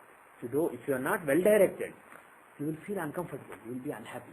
Real happiness comes from having a direction, having a clear gati, having a clear path to follow. So fourth house shows the path that you follow. In the D20 chart, fourth house will show the spiritual path, the spiritual direction that you have. It is the beginning of the moksha trikona. 8th house and 12th house are the other houses in the moksha trikona, but the beginning is 4th house. So having a good path is the beginning of your process of getting moksha. That is a seed. So Jupiter is influencing the 4th house. So that planet being strong in the particular month means that during that month there may be some good direction in spiritual life. And of course Jupiter is not only in the 10th house but he is aspecting the 4th house as well. So the influence Jupiter has on the 4th house here will be brought here. So that is one aspect, but as I said, Venus and Mars give a yoga in the natal chart. So that is repeated in this chart. So that is that is good enough, even though Venus is badly placed from Gemini. So overall count is good, 6, and the yogas are repeating, involving similar planets. So because of all that, you can conclude that during this month, something good can happen in spiritual life. The person can get direction. Sometimes it is very difficult to narrow down and say this is exactly what will happen. But you can at least say this is a good year for spiritual life. If somebody is expecting a layoff during a month, if you look at that monthly chart and if you see a very good score from Moon and Sun, you will, by Moon and Sun I mean from the Sudarshan Chakra Dasha as per Surya Chakra and Chandra Chakra. If you take that sign and see how planets are, if 5 and 6 are the scores, you can conclude that he will be happier. Basically during that month there may be some tension, but eventually he will be happy. Maybe once the month starts, maybe after 10 days there is an expected layoff, he is very worried and he comes to you. You can look at that and tell him, probably you will be okay. But again, you can combine this with other things that you already know, like Pravesha, etc. And then you can make more confident predictions. But according to Parashara, this is one of the techniques, especially when you use it with Ashtaka. This is a technique that gives you easy predictions on a daily, weekly, monthly and annual basis. And you can also look at 2.5 days. When you look at Prachantar Dashas, you can see that each is basically 2.5 days. So you can see what is happening in those 2.5 days. And now I will just say one point.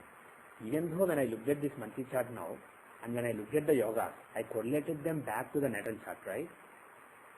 Does any of you honestly think that that is illogical?